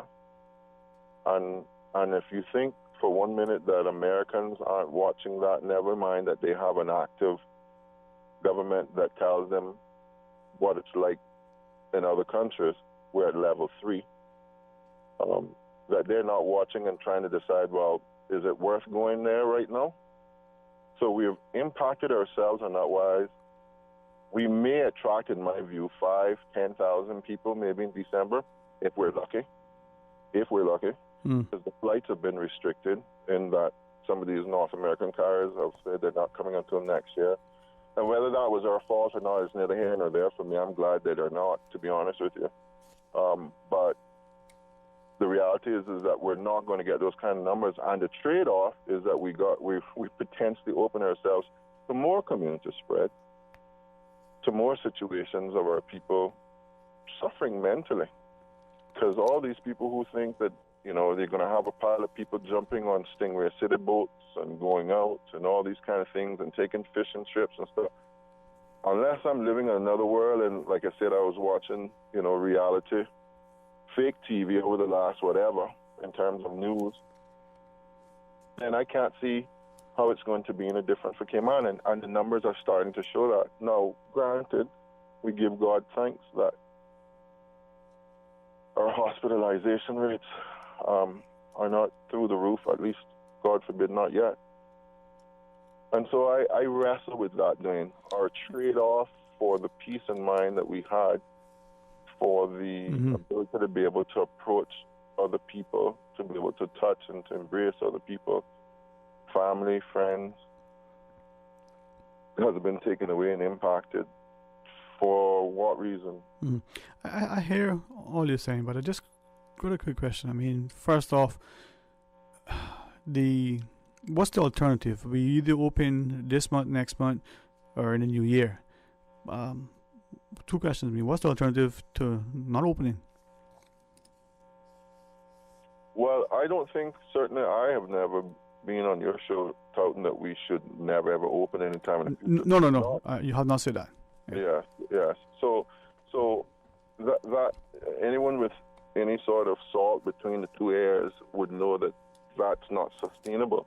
On the other hand, though, there was a couple of things. If nothing else, simply from a peace of mind, Dwayne. I mean, we're near the festive season. We're near the time when people are together, when families want to be together. Why couldn't our government have stood their ground when they made that decision during the initial outbreak to not open beyond the new year? Why couldn't they have just stood that ground? Instead, it became this peeing contest, is what I call it, of struggle of let me show you who is who, and businesses then started applying that pressure. And maybe the government has knowledge or I don't know, whatever it is, of something else, why they felt it necessary to suddenly, throw it on us on the 20th. But I can't see there's no good trade-off for that, is what I'm saying. In fact, I see it much more mental hassle for all of us. Because one of the things that's touted that, we had to open up because of mental health concerns. Well, I shared with friends and family, bro, that I can't see what we're doing as contributing to anyone's mental health. I don't know about you, but I don't particularly like the fact of having to put on a mask and go into the grocery stores, or put on a mask to go look for my mom. I don't see that. I don't see the stresses of parents with children and having to be concerned about children getting infected at school, or school closed down, or dealing with this, or people quarantining at home, and half the families are not. I read something recently of a young lady who was healthy and wise, and she's suffering right now, and she shared publicly how she's having breathing difficulties, and she's a healthy young lady. I'm talking about in her 20s. That one of these that just recently came down, and I'm kind of thinking, Jesus, it's sometimes decisions, in my view, Dwayne, is far beyond trying to make that logical decision about in the question that you just asked, which is, should we do it 1 month from now? What was the difference it'll make? Well, it'll make a hell of a difference. It'll make getting through the festive season, for example, at peace. You know? Yeah. So the young lady that shared, did she also share whether she took the injection or not, the vaccination? No, I did. I was thinking as you asked that on her reading, the interaction that I got was her sharing it. Someone shared something publicly about they read somewhere about people who were trying to get ill for the purposes of staying at home and getting sick leave, and they asked whether that was true. And so I started to read the commentary on that particular thread, and this young lady chimed in and said disgusting or something to that effect. And then the person interacted with her, and she said, I was one of them that's positive, breathing difficulties, and the whole nine is what she shared. I looked at who she was, and I'm giving, I took a guess as to what her age is. And she so it was from that standpoint that I read this this interaction. Yeah, man. But yeah, man. So I didn't get into that kind of stuff, is what I'm saying. Yeah. Well, listen, always like to talk to you, but then when we got Susan who's running the road, man, we gotta take that break. All right, stay tuned. Join us right after. Savannah Pharmacy. Shop local and get a head start on your Christmas shopping. For ladies' handbags, clothes, shoes, fragrance, candles, and cosmetics with the newest Farmhouse Fresh line of skincare. For the gentlemen, clothes, shoes, fragrances, gift sets, and toys and games for the kids. Savannah Pharmacy provides you with more than just prescriptions. Remember, they are always just around the corner with everything your family needs. And convenient opening hours, including Sundays and holidays. Savannah Pharmacy. For more information, call 946-3336. A friendly holiday reminder. You can WhatsApp your Savannah Pharmacy prescription to 929-5045. That's 929-5045. If you think you might be infected with COVID-19, take these steps to help prevent other people from getting sick. Stay home except to seek medical care. Call your doctor before visiting. Separate yourself from others who live with you. Wear a mask. Cover your coughs and sneezes with a tissue and clean your hands right away. Schedule a COVID-19 test by visiting hsa.ky. Stay aware of how you feel. If you start to have difficulty breathing or if you're worried about your health, call your doctor. For more tips, visit www.gov.ky/coronavirus. Talk today. But I do have some questions. Talk today. Cayman Islands' foremost listeners' participation program. Talk today. Because there are more questions than answers. What the public is saying. Waiting to take your calls right now. Sterling Dwayne Ebanks.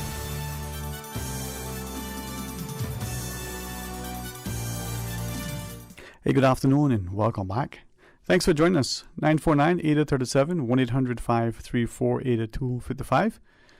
Go to the phones, Miss Susan, and when you call, she answers. You get a chance to share your thoughts with us. Certainly want to always listen very attentively to what you have to say. It's important that we continue this dialogue. And as some of you have asked the questions, what are the numbers, the recent numbers for the COVID tests over the weekend, including yesterday, but we just, day 2 into this week. This happens to be day 2 into this, 11th month as well. And we know that news last evening already came on, indicated that the government was revising its protocols and processes. So we'll get that information. I think as our listener shares, the transparency is paramount, especially in these times like this. So off to the phones we go. Good afternoon, welcome, thanks for calling. Yeah, good afternoon, Dwayne. Afternoon. Yeah. Okay. One more question for you. People coming into the Cayman Islands, they have to bring a certificate that they was vaccinated, proved not with COVID. Am I right or wrong? Say that again, make sure I didn't misunderstand that. I said people coming in to the Cayman Islands has to show a certificate. Yeah, some sort of, they've been vaccinated, and they're not showing a symptoms, yeah, of COVID. That's our understanding, yeah. And then after the 20th, there is no quarantine. I don't think the immunization thing that they were asking for, was it changed? It hasn't, it need to be verifiable or something. To be honest with you, it'll probably change between now and then. Not here, but everywhere. Dwayne, I don't know if you remember, it must be about 8-10 years ago, we had a school teacher at ICCI that came in here and had all of these qualifications that was off of the internet. Do you remember that? There have been, unfortunately, instances in the private sector as well where there was one financial services entity that discovered sometime later that the employee, senior rank, had also falsified. Yeah. And do you know, in this day and age, with the technology we got now, that I could take a picture of you and change it and put it on something else and specify that it was you. And you could do the same thing with me. Body can do that. And they can also do that with these qualifications. They get these qualifications from doctors, and their picture is supposed to be on it, and they change it and bring it.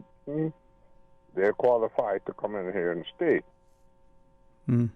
Has anybody been looking into these wrongdoings? I mean, somebody might come up and tell me that I'm a stupid idiot because of what I'm saying. Before you continue, just make sure you, when you said something just now, I want to make sure, did you say ICCI or UCCI? Because I was... I'm what?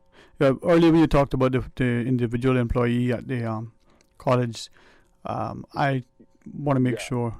The employee at the college. Yeah, but UCCI, right? Not.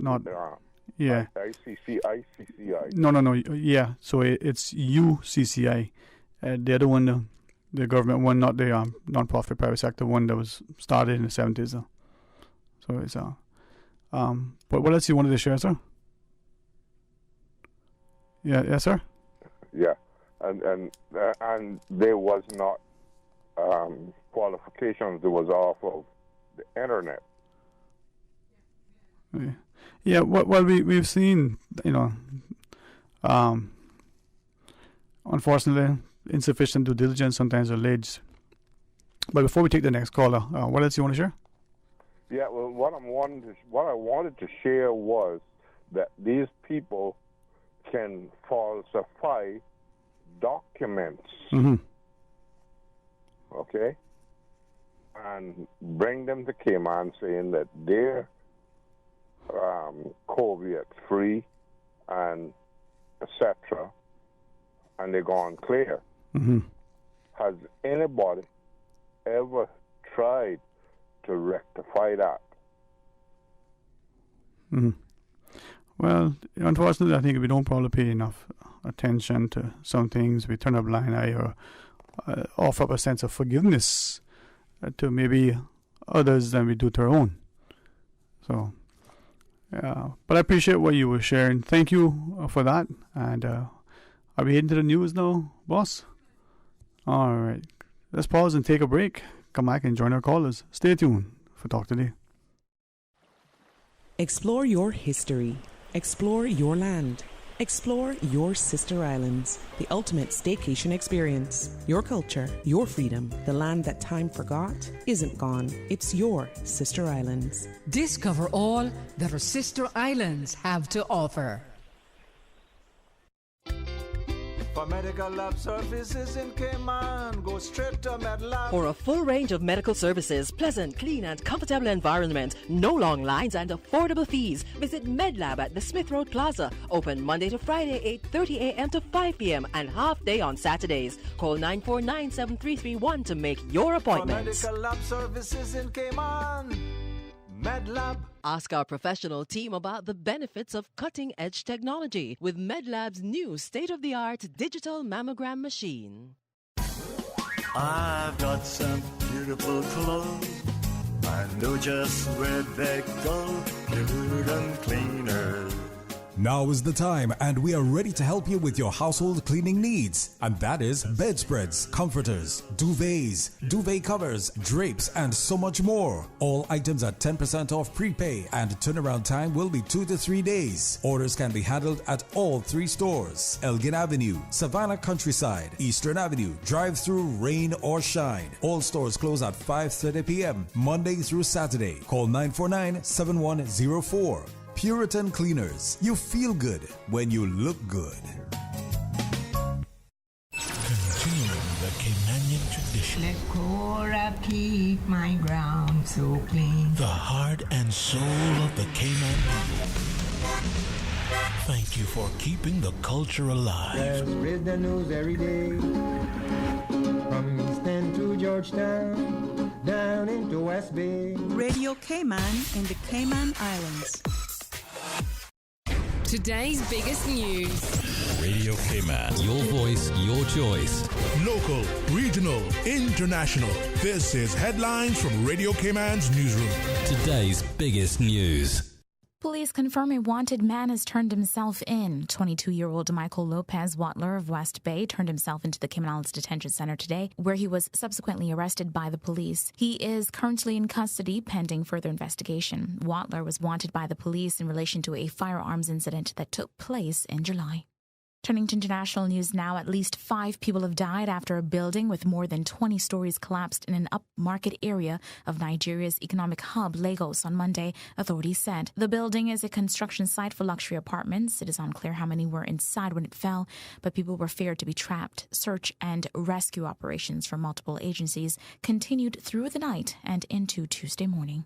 Facebook said it will shut down its face recognition system and delete the face prints of more than 1 billion people. Vice President of Artificial Intelligence for Facebook's new parent company, Meta, said in a blog post Tuesday this change will represent one of the largest shifts in facial recognition usage in the technology's history. Its removal will result in the deletion of more than 1 billion people's individual facial recognition templates. He said the company was trying to weigh the positive use cases for the technology against growing societal concerns, especially as regulators have yet to provide clear rules. And Netflix is launching its first games worldwide as it seeks to break into the game subscription market. Starting Tuesday, the company will roll out updates to its Netflix app on Android smartphones, showing what games are available for download. To begin with, 5 mobile games are included for Netflix subscribers. The company is promising more to come with new adverts in the game and no in-app purchases like those common in other mobile games.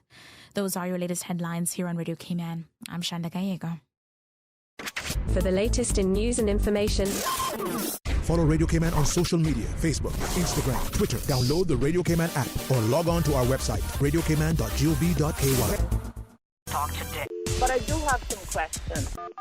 Talk today. Cayman Islands' foremost listeners' participation program. Talk today. Because there are more questions than answers. What the public is saying. Waiting to take your calls right now. Sterling Dwayne Ebanks.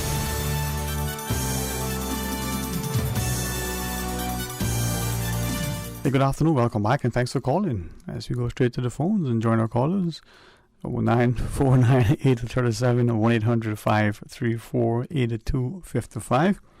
We invite you to share your thoughts with us. You know, it is an interesting time, and I like the musician who called earlier, Mr. Notch, shared. Many of the travelers trying to get back sometimes will show up at the ticket counters in the airports, sometimes not fully cognizant of what it is that they need to do and what the regulations are and the protocols and the like. And can you imagine the frustrations of that employee and they take account to the respective airlines. It's a changing world, so a little bit more patience. And I think as things change, we see official publications from even the US's CDC, the World Health Organization, and the like, always trying to update as things unfold. So we should be there. 949-8037, 1-800-534-8255. And in the interest of clarity, I'm so grateful that we have such a dedicated, competent, management within the realms here at Radio Cayman. So here are some of the government's requirements. The COVID-19 PCR test must be from an accredited laboratory, or depending on how you say it, laboratory. Here are some of them. The UKAS accredited laboratory, or NHS. In the USA, the Americans, and worldwide, the JC, or that's the Joint Commission, or the Joint Commission International. The ISA, or COLA, Commission on Office / Laboratory Accreditation, accredited laboratories, or the National Public Health Laboratories, or the government-approved providers. So as more and more of this transpires, more and more that we'll see.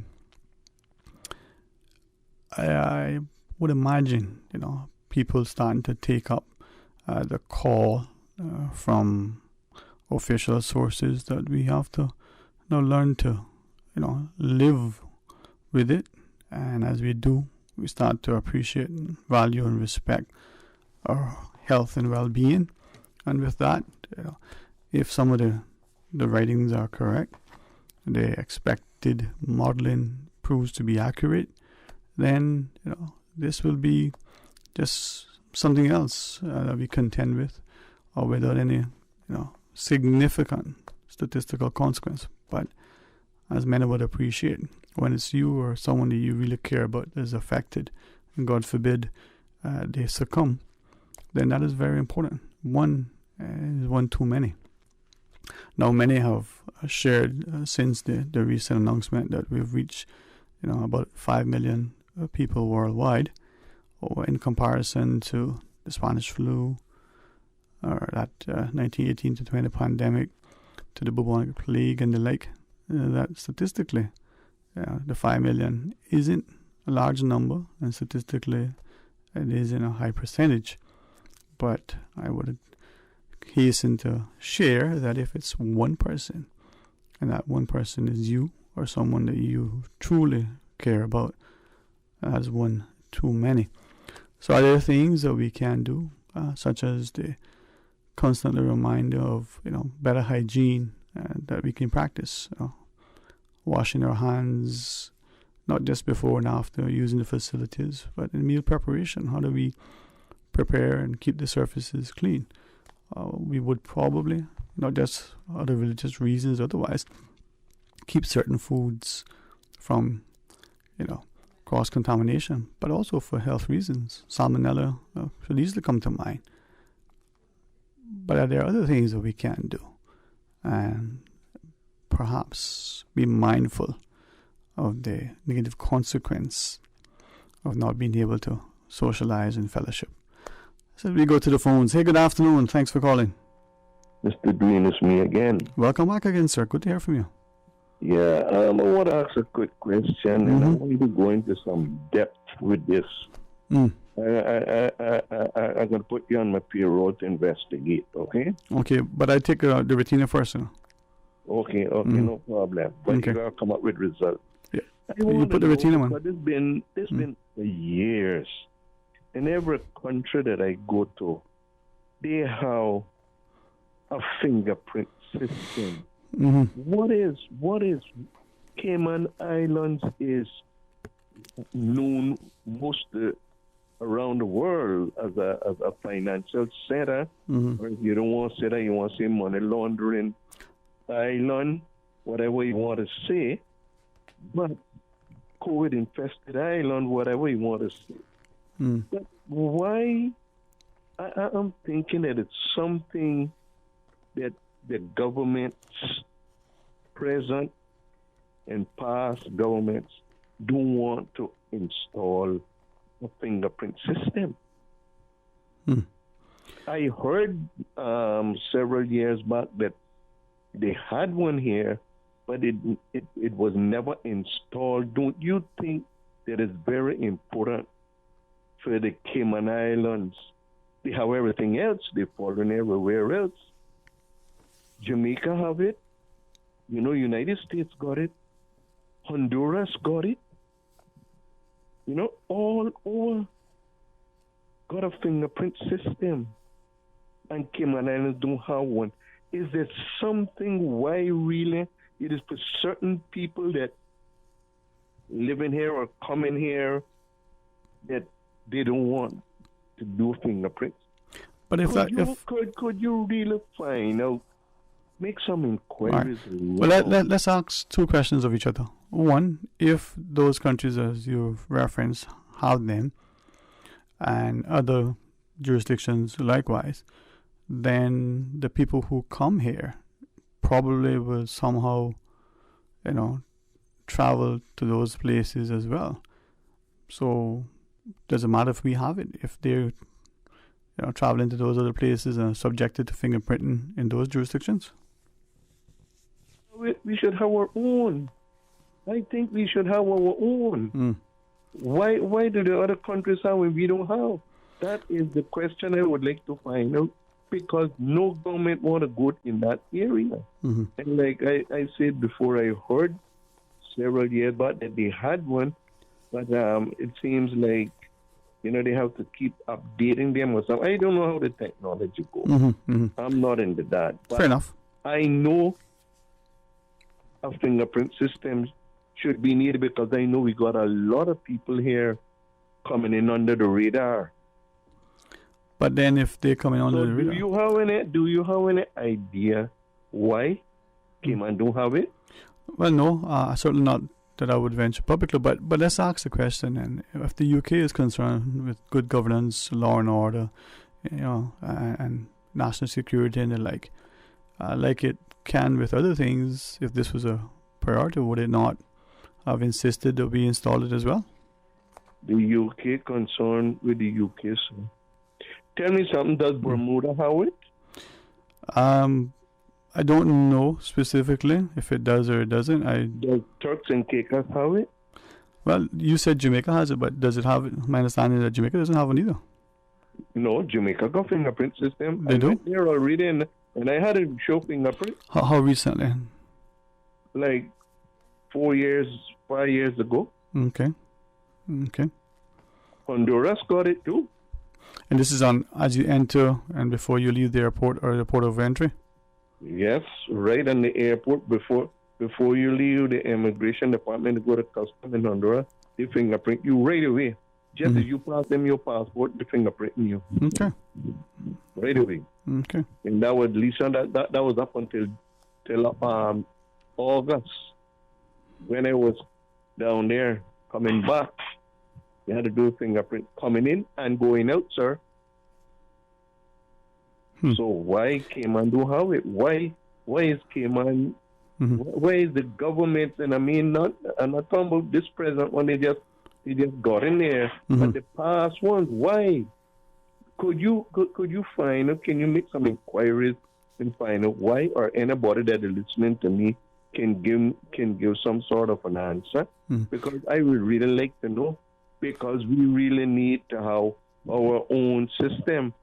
We follows all the other countries with everything else. So why not that? Now, of all of the things that are priority, and this obviously can rank as well, but how important is this? I mean, we put it in place now, we don't put it in place for another decade, another year. Does it really matter? Well, I'll have to tell you what somebody told me a few days ago. It does matter, because people are going to come in and with or without it. So that's all I can tell you. But I think they really need it, because if it wasn't needed, the other countries around the world wouldn't put it in. you know. And like you talked about the UK, they're all British overseas territories. I really think have it. I'm not sure because I never went to all of them, but I know that they have it. Thank you, sir. Oh, thank you too. Thank you for that. And certainly, without question, we see how significant a lot of this discussion is. We can, and more and more, we understand a lot of things that may not necessarily be for public consumption. It's partly because of the international cooperation when it comes to law enforcement and the like.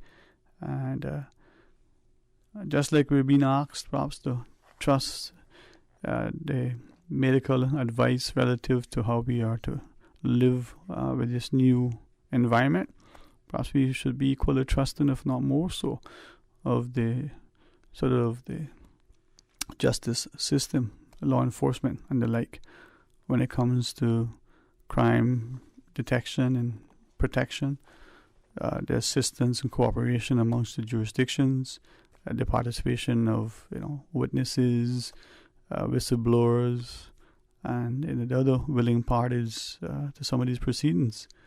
It's not always easy to strike that balance where the public seems to think it has a right to know and the desire to ensure the safety and welfare of others.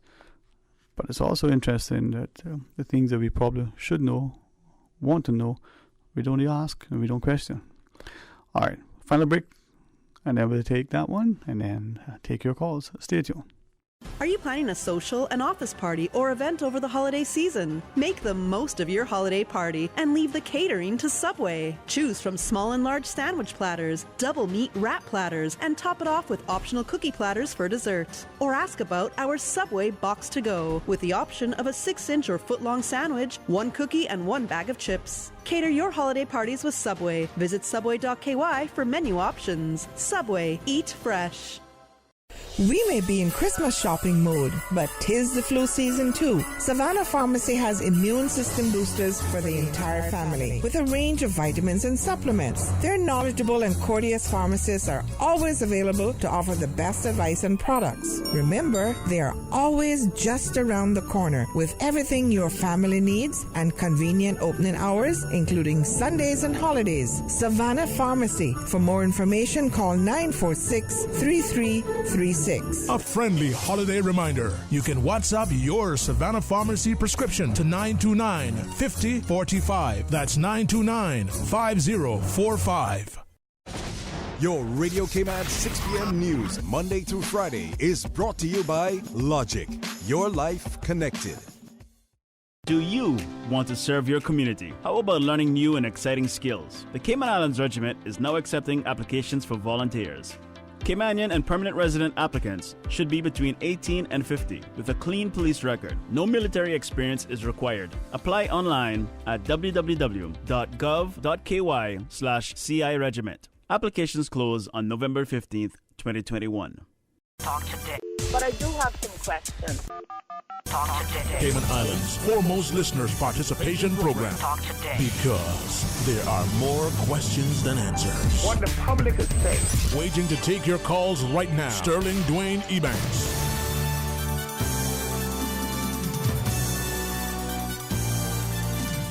Hey, good afternoon. Welcome back, and thanks for joining us. 949-8037, 1-800-534-8255, or you can WhatsApp 925-3261. Like the caller earlier, who just before the break was sharing, well, why is it that we don't have this or that, or as we moving towards an advanced economy, political systems, and society, well, should we be doing this way now? Should we change to doing it another way? We've adopted that process and protocol. Would it be better for us? Questions that inquiring minds want to know, but engage members of a community seem to ponder. All right, go to the phones we do. Good afternoon, welcome. Thanks for calling. Yeah, Sterling, it's me again, man. Welcome back again, man. Welcome back. Yeah, I calling because, boy, between you and my good friend Sudan, and I got a quick button, something that, man, really just shut people down. I wasn't calling you to just complain, you know. I was calling you to reason with you about some thoughts, and I know you had to go to a commercial break, but tell me that you're going to a commercial break and ask me if I want to hold, if I want to come back, because you, like, shut my train of thought down, you know what I mean? Well, it's never the intent to offend or to shoot the thoughts down, and I appreciate you recognizing, you know, trying to balance. Maybe this I can probably pick up with how we could change, because if I could just take 1 second, you, like many, have said, you know, great that we have such a wonderful audience that advertisers can reach, but is it a way to strike a balance between more talk and more advertising? So, all right, we'll work it by. No, yeah, and it wasn't about the length of time doing it. It was just about merely I thought you and I were talking, and then suddenly you said you were going to the break, and you just gave me an option. So I suppose I was like, gee, kind of shut the train of thought down. But so I maybe I'll just leave it there. Right? No, fair enough. I do recognize. I don't want. Put it this way. I'll just leave it with. You asked me a question about what we could have done differently, and it'll take too much talking on that. So I just say we did a really bad trade-off. That's all. I'll leave it there, bro. Yeah. Well, I want to take on board what you shared, because for our community, and I suppose, you know what, part of it, let me just get this off too. Part of it was for once in a very long time in my lifetime, I actually was confident of a government that was people-driven, and specifically Caymanian driven, and I was confident, I suppose, that this government, of all other governments, would have taken on board the business interest and would have said, "Now, hearing you, I made a decision to pause it until after the end of the year, let our people get through the festive season where we can hug each other and the whole nine, and we'll move from there." And I suppose that's part of the disappointment too, is a government that once again just put the Caymanian people, and I have confidence in them in their efforts to try. Let's not muddy that up, but I just felt a bit let down again, you know. Government that wasn't able to look big business in the face and say, I don't care how much pressure you're bringing, it's not going to move beyond the new year, you know. And yeah, I'll leave it there. All right, but to get into so many other things will take a lot. It'll take a lot of chiming and a willingness to engage, because I can go pretty far with this and I have a lot of thoughts. But go ahead. Sorry, you were going to say something. No, I was just listening to you, and certainly, as you share your perspective, whether we do it now, you know, as the government has brought forward a date, or we do it January 1st or February, at some point we would get there. So what do we do in the interim if we don't, and what do we do when we do it? Well, those things require the deepness that I'm talking about. But I'm so tired of having that put forward as a situation. So am I the only one that enjoyed the time where we didn't have to be concerned about our neighbor? Am I the only one that is thinking about the Caymanian people and the potential people that could pass? I'm sure I'm not. And am I the, you know, it's not lost on me that there have been people who have been suffering, but another month, another two, and you ask that question in isolation, but there are a lot of things that some of us also sometimes may see. So, you know, I've been thinking about COVID and the way out of this from time it started. It didn't just start for me. Some people, the whole thought process surrounding getting out of this only just started as the government started talking about it. That's just the nature of people. But, you know, me and many others, I'm sure, are the kind of people who've thought about this from a very long time ago. So look recently, for example, I think it was only 3 weeks ago, maybe a month, we see that on the marketplace there is a oral potential therapeutic that can be taken for COVID. And I happen to believe, just based on some of the things that I've been privy to, that much more that could be coming online.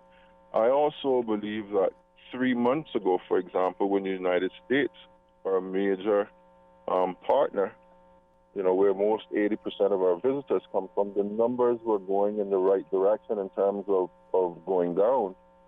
And we're choosing to open at a time where there seems to be a resurgence of these things in many different spaces.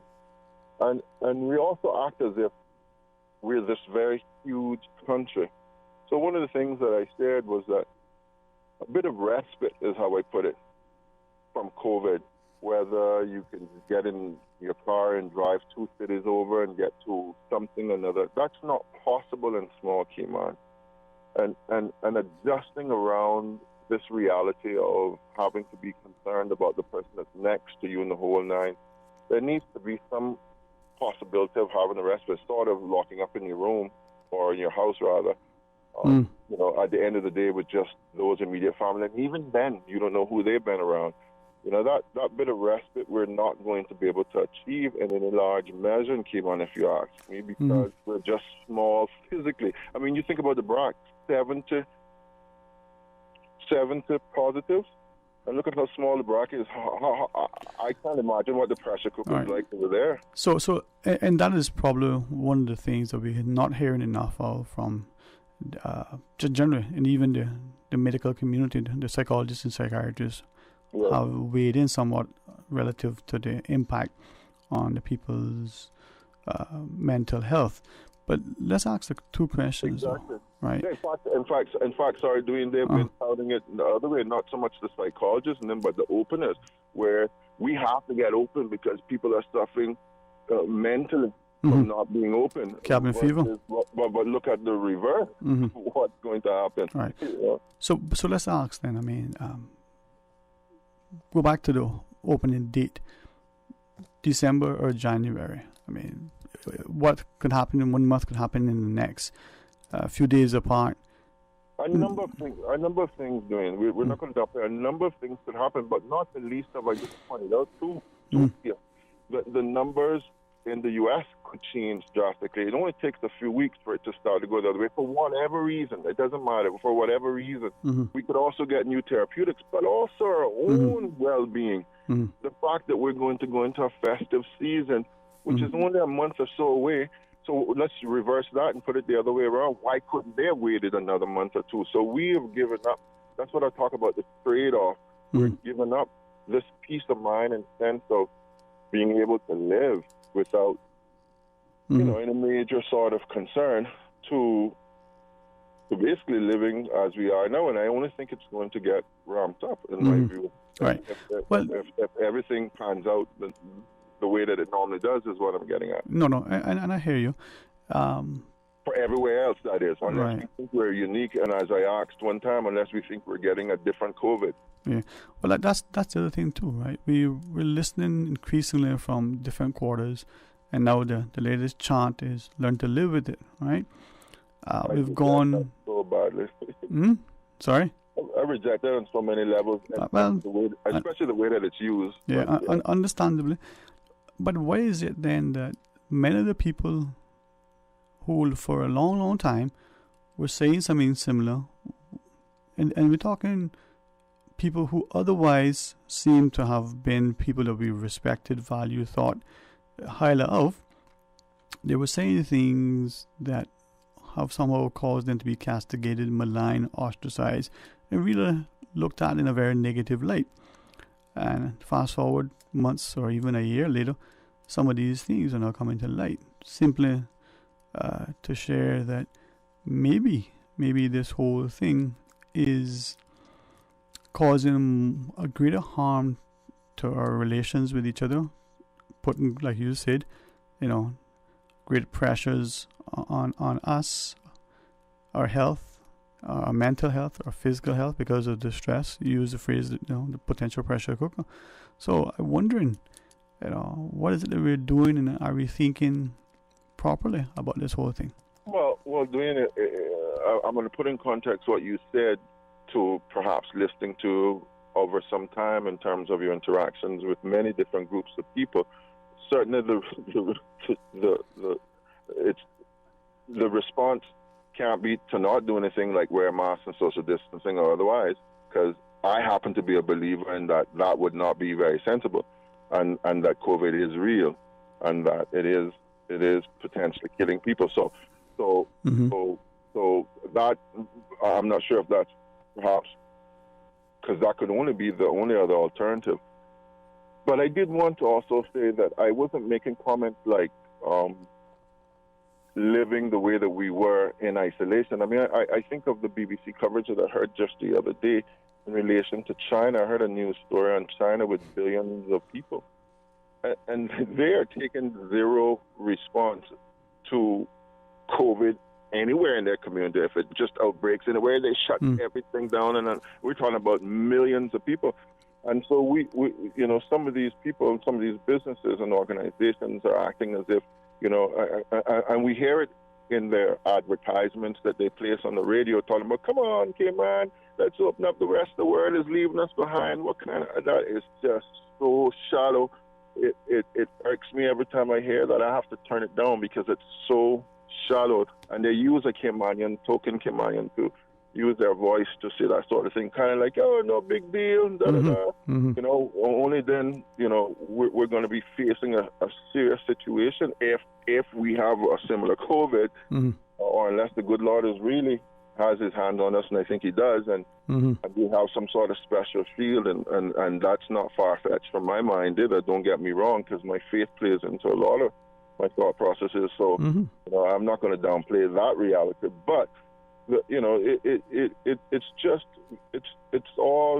it's money driven, and it really irks me, and I think part of it is the shallowness of which it's approached and the way that it's presented, Yeah, man. Well, I know you need to close off, bro. Yeah, man. No, thank you. I was just here. Thank you for being so insightful and being gracious with your time and so courageous with your thoughts.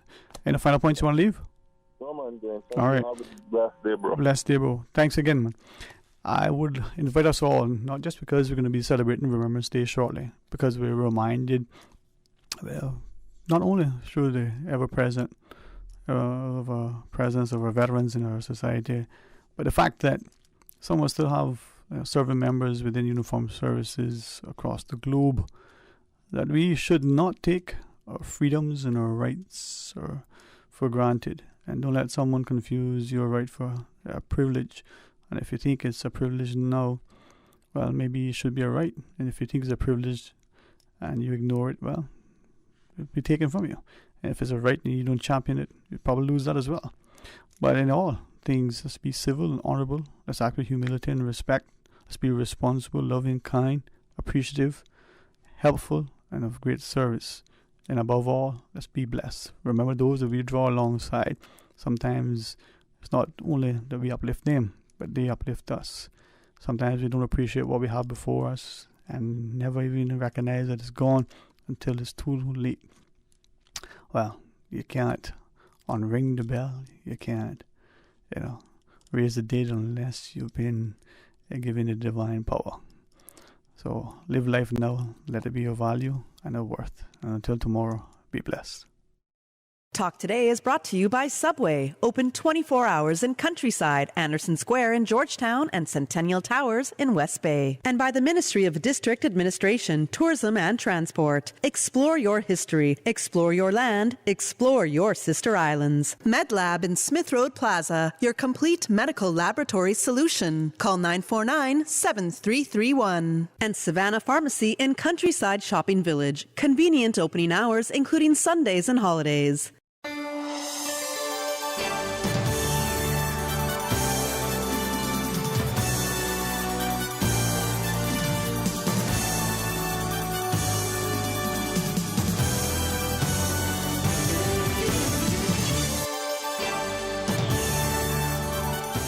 Shaken yet standing firm. This is Radio Cayman in the Cayman Islands. After all that talk, sit back, relax. Easy listening on the way. You're listening to